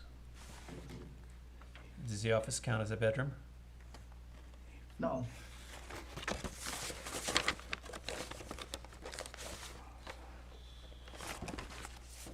Because on the, I don't know where your cars are going, because right now you've got, your existing driveway is 1 car width and 18 feet deep, so your cars are currently parking in tandem? Because they're not indicated on the survey. Here's the existing driveway. And just my question, to the building department is going to be how many parking spaces are required. I don't think they're doing any work to the house, right? Or you're building new construction. An accessory building doesn't generate additional parking requirements. Okay.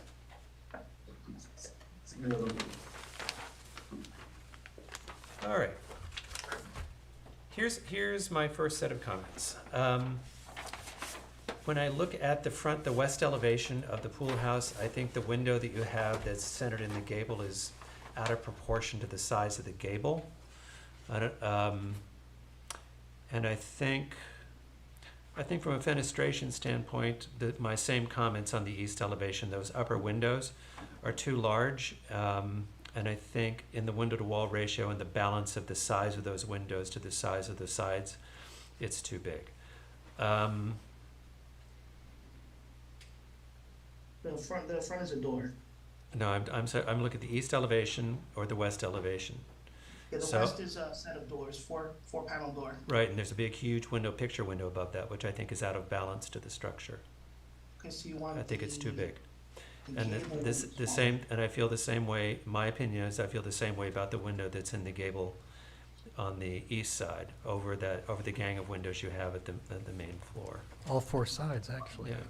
Yeah, I was gonna say, And what that do you same feel? comment, now when we go to the south and the north elevation, you double them, that sort of doubles the problem. I think you need to rethink the size and location of those windows. And then on the south elevation, what am I looking at? Is that a window? This is the bar opening. That's the bar opening, okay. Do you want to see the rendering? No, I'm good. I just want to make sure from this what I'm looking at. I'm a 3D guy myself, so. No, I get it. Here's what I think. I think you have one too many columns. Well, they are very far spans, so I'll tell you that. These are 10-foot spans over here, Mhm, and I this see- front I see span is that. almost, I see this that. is almost a 20-foot span. I see that. So I mean, it's not a I deal really breaker. don't want to It's decrease not, the it's size. not a deal breaker for me, but There's no- breaking up the opening of the column is kind of odd. But There's no lighting on the drawings either. Is there? There's lighting here on the front doors. Are there surface-mounted fixtures? Yes, two. Then Okay. they need to be indicated on the. They need to be indicated on the plan. They're right here, exterior lighting fixture, Where? right here. See the red circle? 1, 2. Where are they on A? They're not on Where A. are they on A3? Where are they on the elevations? Not on the elevation. Okay, I'd like to see them on the elevations. Okay, my comments would be, I think, you know, I think, my biggest objection is all the gable windows I think are too large, and I think the proportions are actually overscale. And it just sort of, it looks jarring, and that would be my comment. Feel if I make the window smaller, it's not gonna be in proportion with. You've heard my comment, Jeff. If I did Adding to the go issue. down to a 2x2, for Also, example. Excuse me, why don't we get the comments from everyone? Yeah, no, that's fine, I'm just, Right. if it goes I- smaller like that, I Okay, don't okay, feel so it's just- in just- proportion. This is the point where we speak, so we'll get the comments from everyone, and then we'll come back to you, I promise. Right, okay. So in terms of the notion of scale or overscale, when the trellis, the 8-foot wide trellis that goes around 3 parts, it's actually probably square footage about as much as the cabana itself, and it surely overpowers the pool. So between the overscaled windows and the overscaled trellis, the whole thing looks too massive for its intended use. And then when I look at the site plan, again, recognizing a trellis is open, but still, if you were to take that box and you were to lay it over the house, I think it's bigger than the house. It is. So visually, you have a cabana that looks as big as the house. So anyway, John? Yeah, I agree with all that's been said. In addition, I would like to see how the properties, the actual structures on the properties appear on the adjoining properties. So we know, I mean, you're planning a lot of windows, and a lot of, doors in the pool house, and I have to believe that both noise and light could potentially be an issue for neighbors. So I'd like to see on all the surrounding lots how their structure is set up against what you're planning. This is the right side neighbor?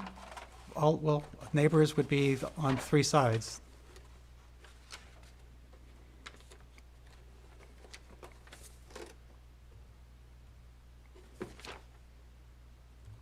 This is the left side neighbor. No, I don't think you're understanding what I'm saying. On a site plan type of view.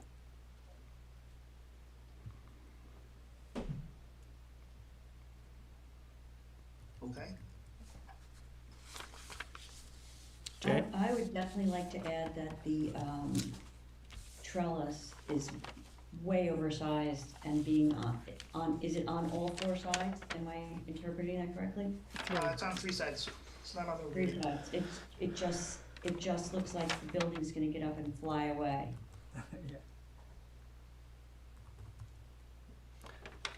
All right, I think what you've heard is a couple of things. You've heard that there's a window concern with the second floor windows on all four elevations, both their size and location. I think you've heard that the trellis is overpowering the structure, therefore we could probably use less of it. Do I have any comments from the public?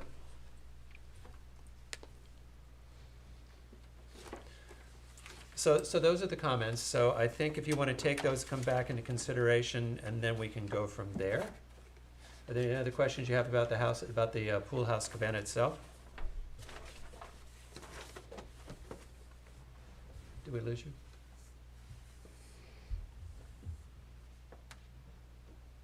Are you there? Are you still with us?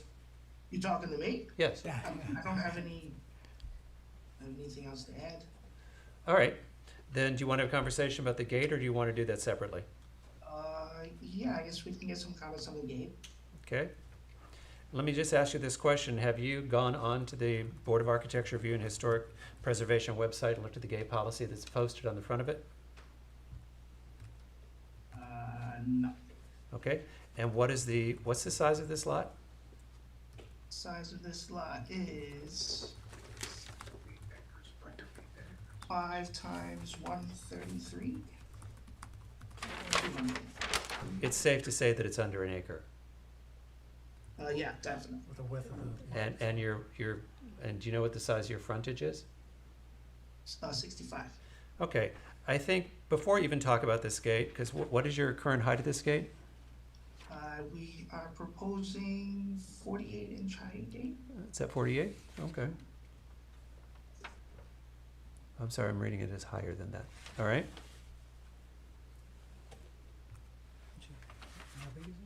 The gate is a little taller. It's almost impossible to tell. Yeah, I couldn't even read it. I need a mic. Okay, take it then. I'm sorry, go ahead and take us to the gate then. Need a magnifying glass. I see 60 inches from grade. Or you have to raise your hand.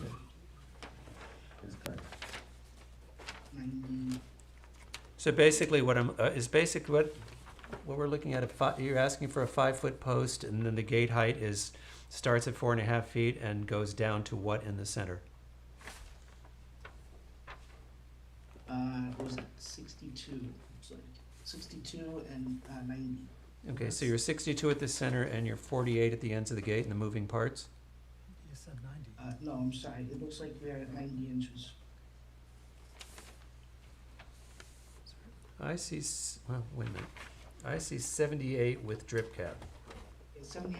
The post was 90. Okay, so the moving part of the gate is 78 with a drip cap. Yes, and then the middle was 62 inch with trim cap. Alright. Well,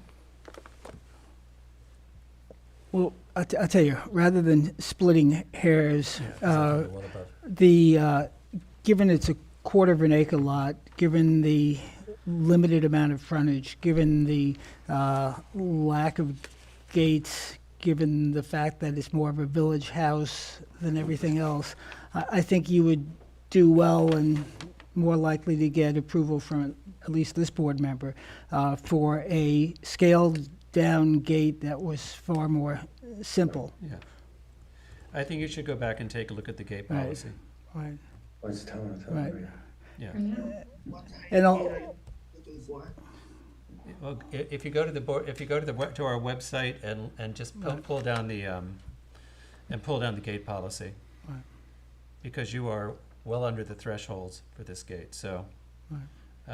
I would suggest you do that, take a look at the policy and come back, because what we're looking for is a gate to have an average height of 4.5 feet with an average transparency of the moving parts of 40%, and you're way above that.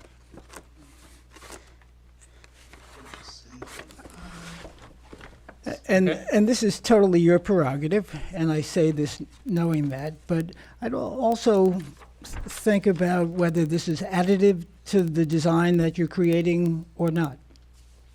Again, it's your prerogative to have a gate, but, My you know. client, if they want to speak about it, they're very concerned of the security of the site. Okay, you know what I'm gonna say is please go to our website and take a look at the gate policy, and then we Okay. can talk from there. Because we're not gonna approve this Can tonight hear it anyway. because I've been raising hands up and down. There's, I'm sorry, can you hear us? Yes? Like to add a comment about this? We had an experience regarding the privacy that we don't feel safe anymore. We had to call police because we had people sleeping in our porch and they were not moving out last summer of 2022. Drunk people. Drunk people, and it is absolutely not safe, and we don't feel safe there anymore. Police had to come, and after some attempts, they were able to remove them. So, and we had a number of drunk people around the streets and the corner in front of the house. We went and talked to the police, and they mentioned because by 7-Eleven, there is a center at some point of meetup or some sort, and people get drunk, and there are hangout space, and they told us to have all the measures to safeguard our house with all the little kids, and our concerns are absolutely legitimate, so we are hoping we can have all the security measures that we can have, starting with the gate. Oh, I understand your concern. You can have a gate, but please go look at the policy for what size that gate can be on that size lot. My other concern is if you've got tandem cars, you're backing out of that house onto a major highway. But yeah, please go ahead and take a look, because we're not going to approve a gate at this height on this property based on the gate policy. So if you'll take a look at that, and then when you bring the updates to the house back, bring the updates to the gate, and we can talk about it. Okay, the overall design of the gate? The transparency, we look for 40% transparency, and that looks about right. I think when you look at the height requirements for a gate, you may change your mind about the lower swoop curve to that, but look at the policy and then make up your decision. Okay. Okay? So I think you're asking for an adjournment? Yes. Okay, so I'm gonna move that we accept the applicant's adjournment for 224 North Seed Road. Do I have a second? Wait, one other question. Do you guys have any concerns with this covering up here? Well, I think it's fair to say that there was a concern about the trellis in terms of its As a whole size. it's the overall size. So I didn't know if you guys felt of the covering on the trellis itself. So I'd rather just see if we should take it off now or it's okay. Well, what is it? My preference would be for it not to be there, but You take a look at what you think is right for your property based on the comments, and come back and see if that's something that works. Okay, We thank you. we don't design houses, all we do is, we can only comment on them. Okay? Okay, All right, thank you, sir. so I move we accept the client's request for adjournment for 224 North Sea Road. Do I have a second? Second. All in favor? Aye. Aye. And that's Okay. both for the That's both for the cabana house and and for the subsequent driveway Gate. gate application. Okay, thank you. Okay, so next up is Felix de Los Santos LLC at 260 Hampton Road, exterior alterations to a front facade. Is the applicant here?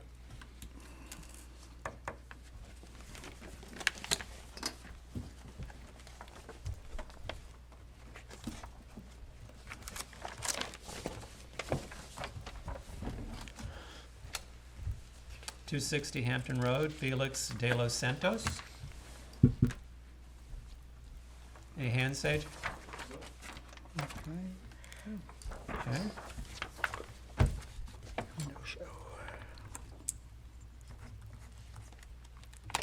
Okay, so then I'm gonna move that we adjourn the application for 260 Hampton Road to the next meeting.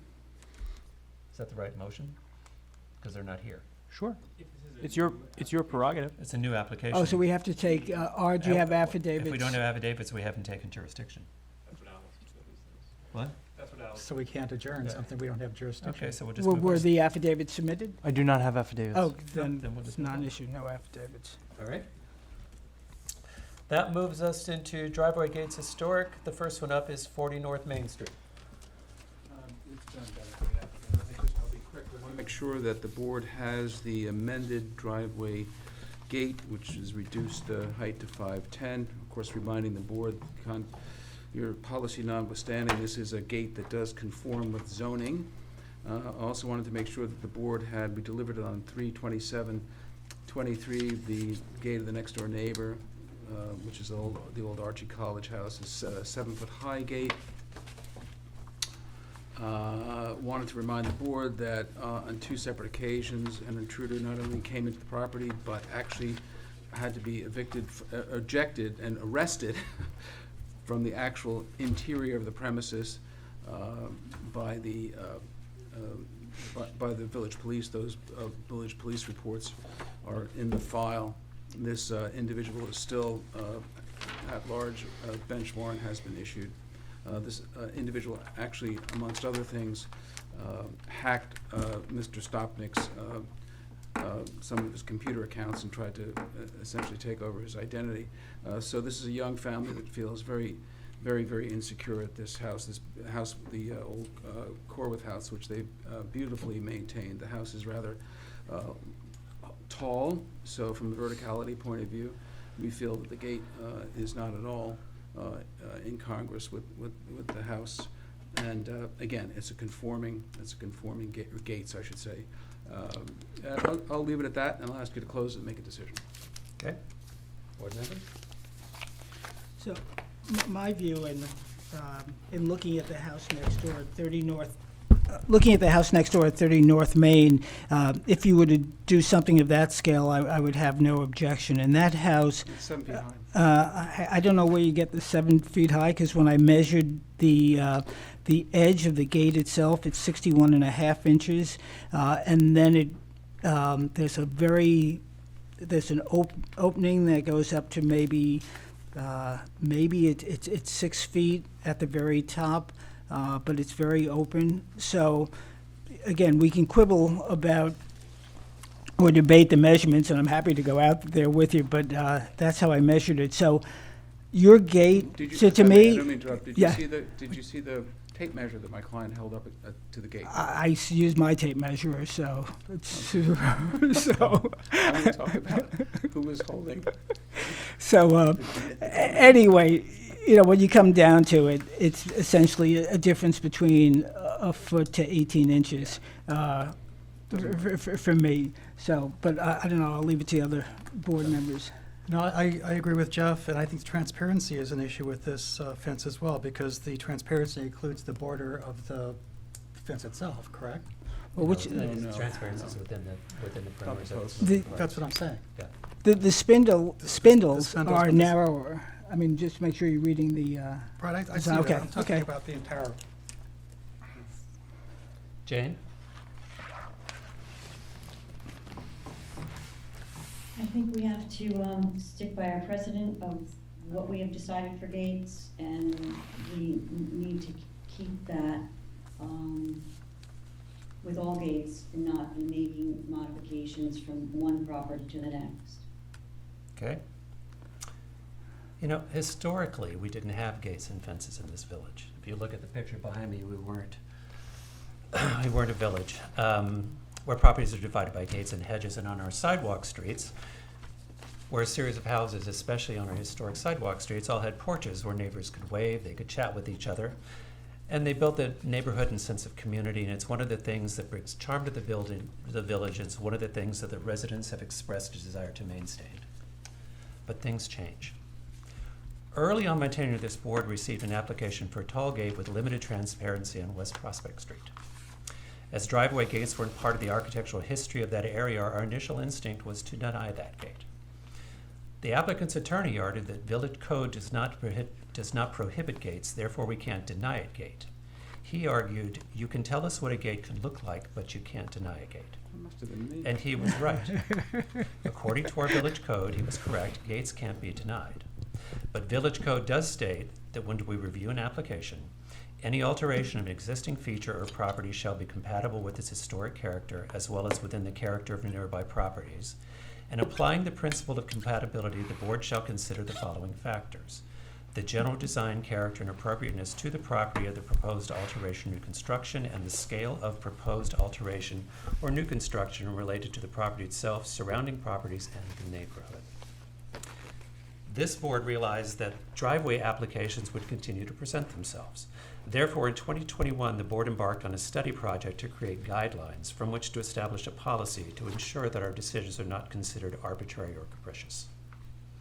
The project was spearheaded by then board member Peter DeWitt, a master's in architecture graduate of the University of Pennsylvania and a former partner of buyer Belinda Bell, a New York firm that specializes in, among other things, historic preservation and restoration, and board member Sarah Latham, a Columbia University graduate with a degree in historic preservation who has also previously served as the architectural consultant for the village. After looking at the various streets and village zones, taking into consideration existing gates, lot size, frontage, location, they presented to the board for comment and participation a plan that took into consideration appropriateness, height, and transparency. After notice and public hearing on July 11th, 2022, the board voted to adopt our gate policy, and that policy was immediately published on the homepage of the Village Board of Architecture Review and Historic Preservation website, and the link and explanations are there today. That policy states, driveway gates in the R7.5, R12.5, and R20 districts shall be limited to an average height of 4 feet 6 inches, consistent with the height regulations for front yard fences. The exceptions are lots with a minimum street frontage of 150 feet and with a minimum lot area of 40,000 square feet, and lots fronting on Hill Street. Transparency, a driveway gate shall have transparency within 40% of its base area, defined as the area between the perimeter of its moving parts. Now, of importance in this policy is average height, as the board felt important that the policy allow for creativity, whether arches or other design options, to allow applications creative expression and to avoid monotony. This application sits on a sidewalk street in a historic district. Within that district, if one drives north up Elm Street, there is one non-mechanical driveway gate on the east side of 43 Elm that is under the 4.5 average, and another mechanical gate at 243 Elm, which is in the non-historic district, which again is below our 4.5 minimum. The house next door to 243 at 229 has a yard enclosed in a chain link fence at 4 feet, and because it's chain link, it's approximately 90% transparent. If I drive down Elm Street, on the west side, there are no driveway gates. Then if I turn onto Post Crossing, there are no driveway gates on Post Crossing. If I then turn onto and up North Main Street, there are 2 gates.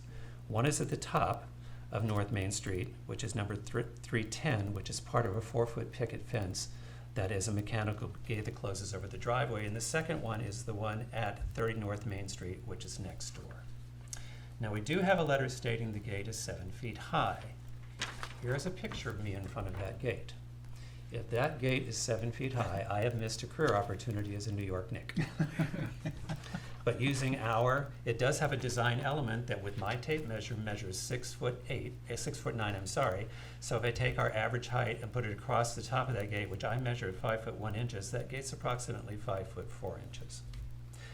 The posts are 6 feet, as you can tell from the size of my head, not counting the light fixtures that sits above them. But I should also note that the property that gate sits on is on 1.18 acres, which is above the 40,000 threshold, but its frontage at 115 feet is still below the threshold.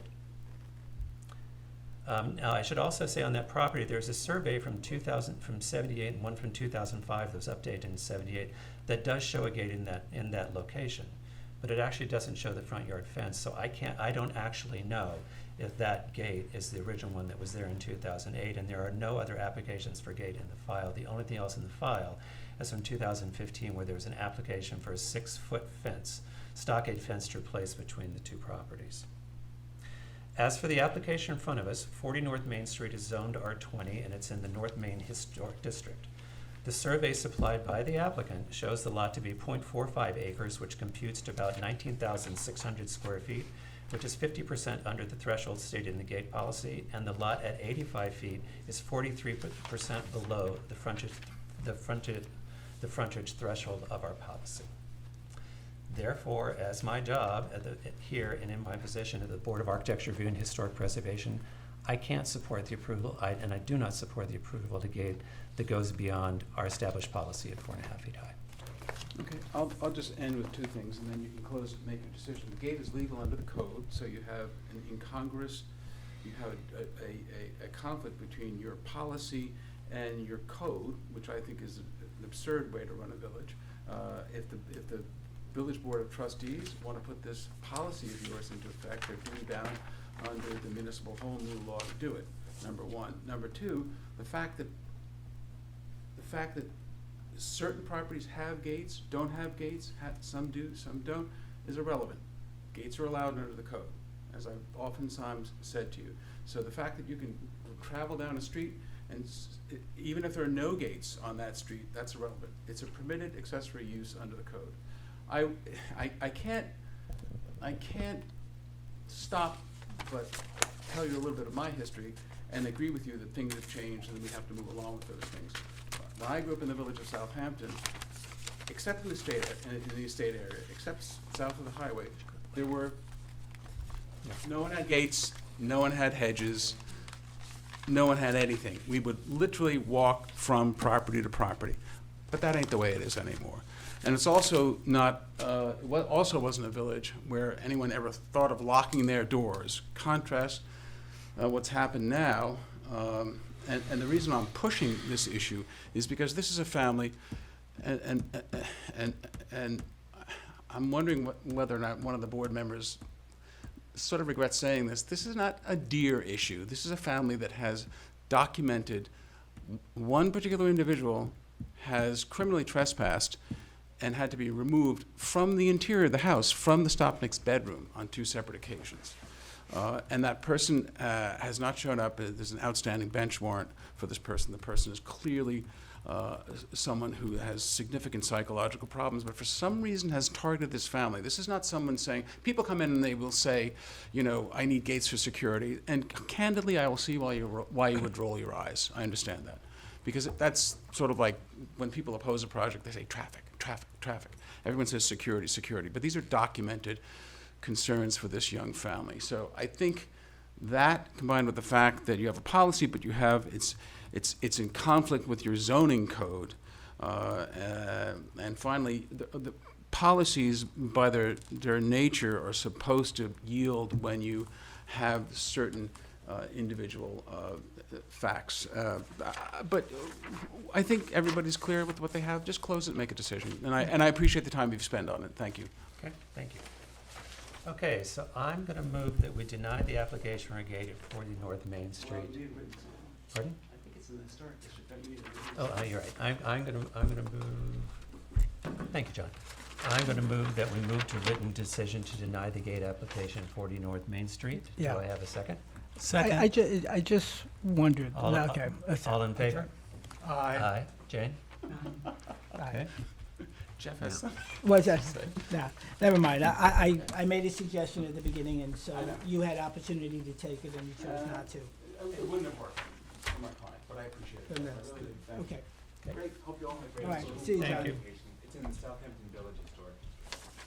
Which? Not the North Sea Road Historic, it's the It's Southampton. Right. Southampton Village Yeah. Historic We got District. Okay. Thanks, good Still night. historic. See you. All right, so you're almost our Juan. last adventurer. Juan. Okay, so next up we have, forgot where I am. 154 Hampton Road. Yep. Sir.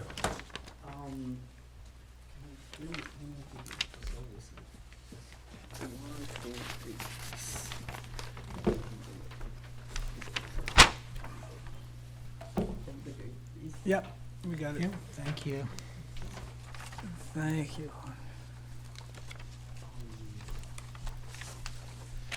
Okay.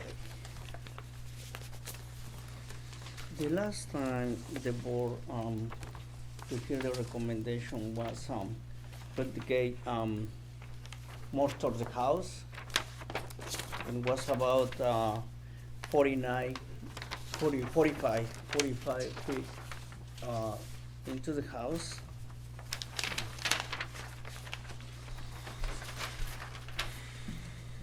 Right, yeah, we got it. Thanks. You know, we trying to put 43 is, the place we don't damage too much the garden. The garden, you know, we trying to Right. get 43. And the gate is, the bottom part is only 20 inches solid. Okay. Solid. It is the high, no, this is not the one. Did you listen to the last, No, I'm sorry, I gave you the wrong one. Ah, yes. did you listen to the last application?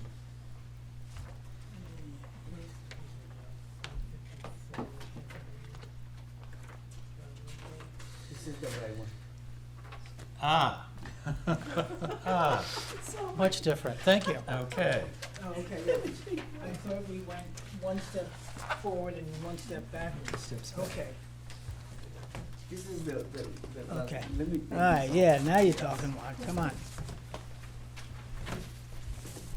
Not only that, but it's 43 feet off the street. And what's the color? The color? No, the color of the gate? The color is going to be white. Okay. And is there a control mechanism? Thank you. Yes. It's going to be free enter. A free entry. So it's a Free mechanical enter. gate? No, no keeper. Oh, no keep it. Okay. And there are no light or surface fixtures on it? Light fixtures? No. Okay. No, no. And you're 43 feet off the road, which is well beyond Yes. the requirement. Okay. Board members? Juan's been very accommodating by pushing it back, and now that we see the right gate, yeah, we're okay. Thank you. At least I am. I'm sorry, I missed the keypad. There is no key, No keypad. no keypad at all. No keeper at all. Free enter. Looks fine. Yeah. Okay, Jay? Thank you for listening to our Thank you. concerns. Thanks. Now with his carpet. I'm sorry. Jane, any comment? No comment. Okay. Then I'm gonna move that we accept the application for. No, we've got uh, it's a written I'm sorry, decision. I'm gonna move that we move to written decision approval for the driveway gate with a post height at 4 feet 8 inches and a gate height at 4 feet at 154 Hampton Road. Do I have a second? Second, okay. All in favor? Aye. Thank you. Thank you. But I'm still here. I know. We know that from you. Okay? Okay.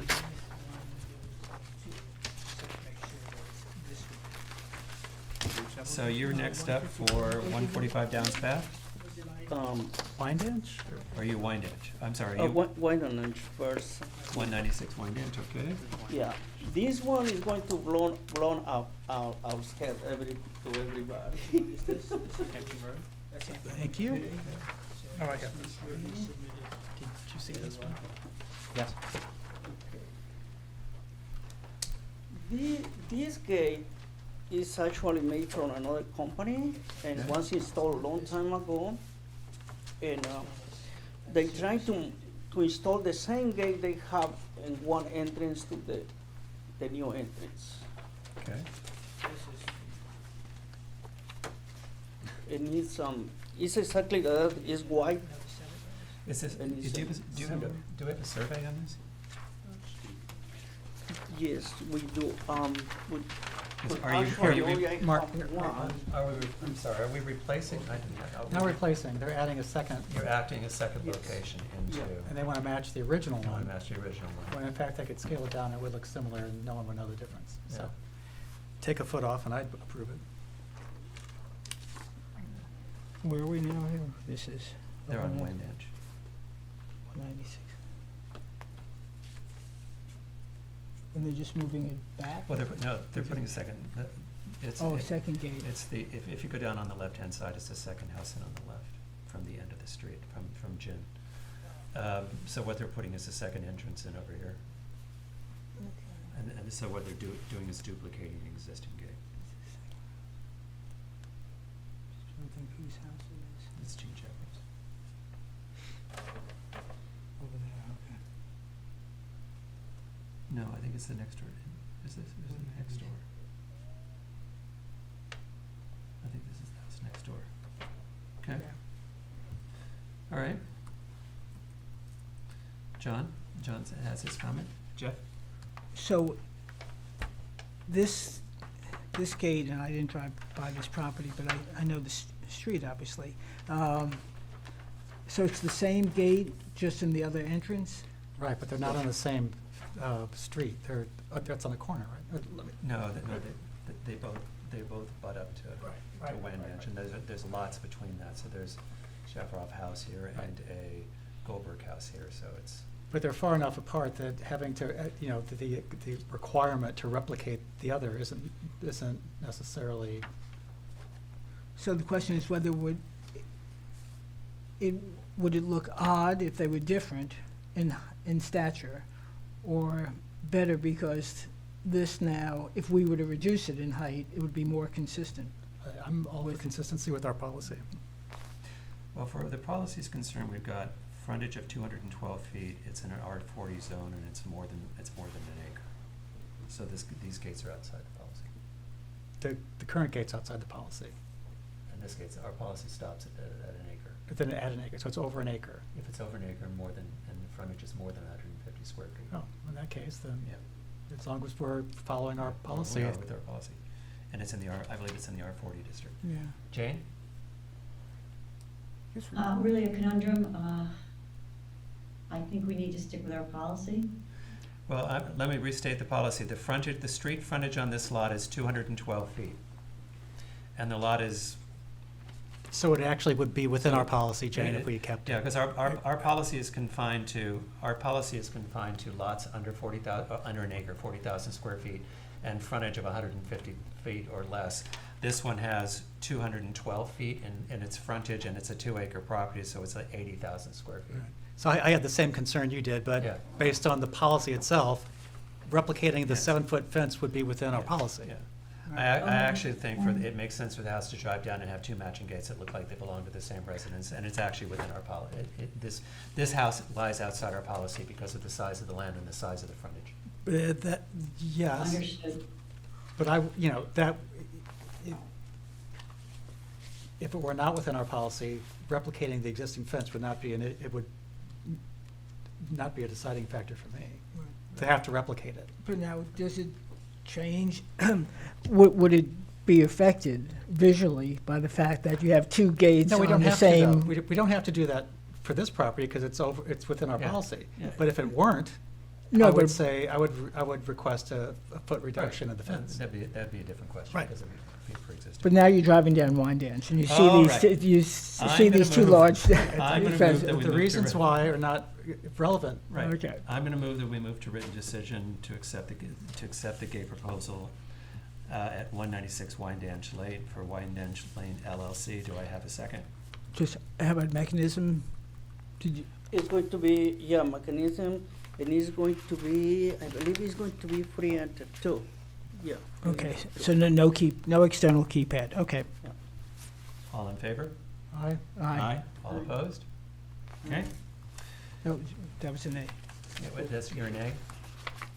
I heard an aye. She said aye. Oh, I aye, heard it. okay. Okay. Okay, so then next up is driveway gates for 145 Downs Path, proposed driveway gate. Did you just bring us all the gates?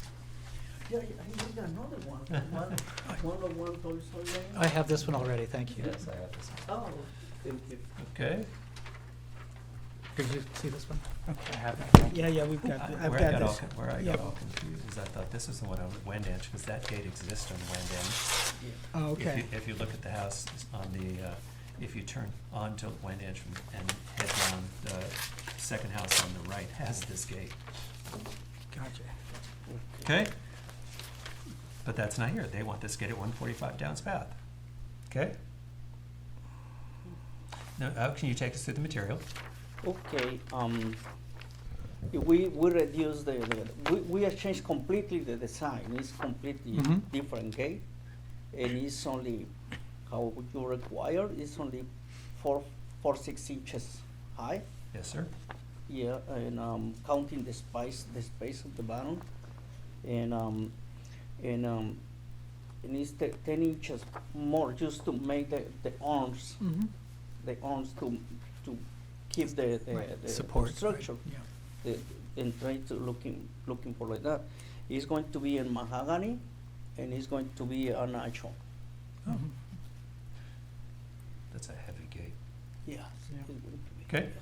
And you say here it's automatic, so it's also the same thing, no external mechanism? This one is going to have a keypad, but it's going to be on the column. On the post. On the okay. column, Yeah. okay. Okay. I think it looks fine. I like the fact that it's natural wood, and I Looks think great. it's what I think our preference for a gate. It's minimal. It's provides the barrier between the inside and the outside, which is what a fence or a gate was supposed to do, And remind me one more time how far back off the road this gate sits. I'm sorry, How far off the road is it? 18. 18 feet. 18 feet.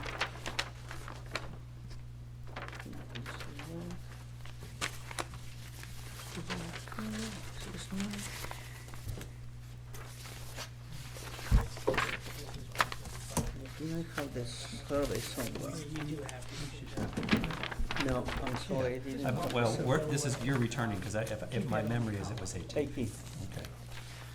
Okay. Great. Okay, so I'm gonna move that we approve the driveway gate, the 5'4" post, 4'6" high driveway gate at 145 Downs Path. Do I have a second? Second. All in favor? Aye. And just so you know, that's a 1.4 acre piece of property. Perfect. Even better. Okay.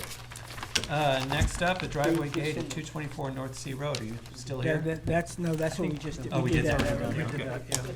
Okay, so the last thing on the agenda is 209 Windmill Lane for the landmark designation review. They had asked that this be adjourned until this meeting. I believe we've had no input from them.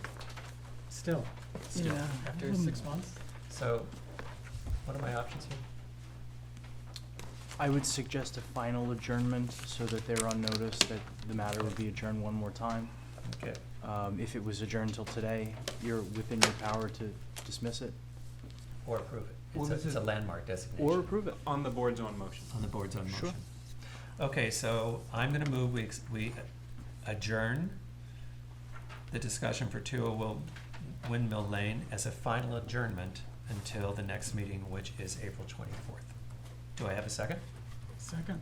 All in Second. favor? Aye. With the intent to vote at that meeting. Yeah.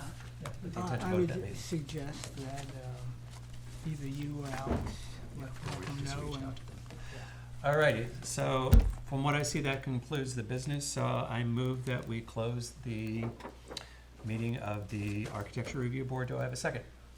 Second? All in favor? Aye. Aye. Aye.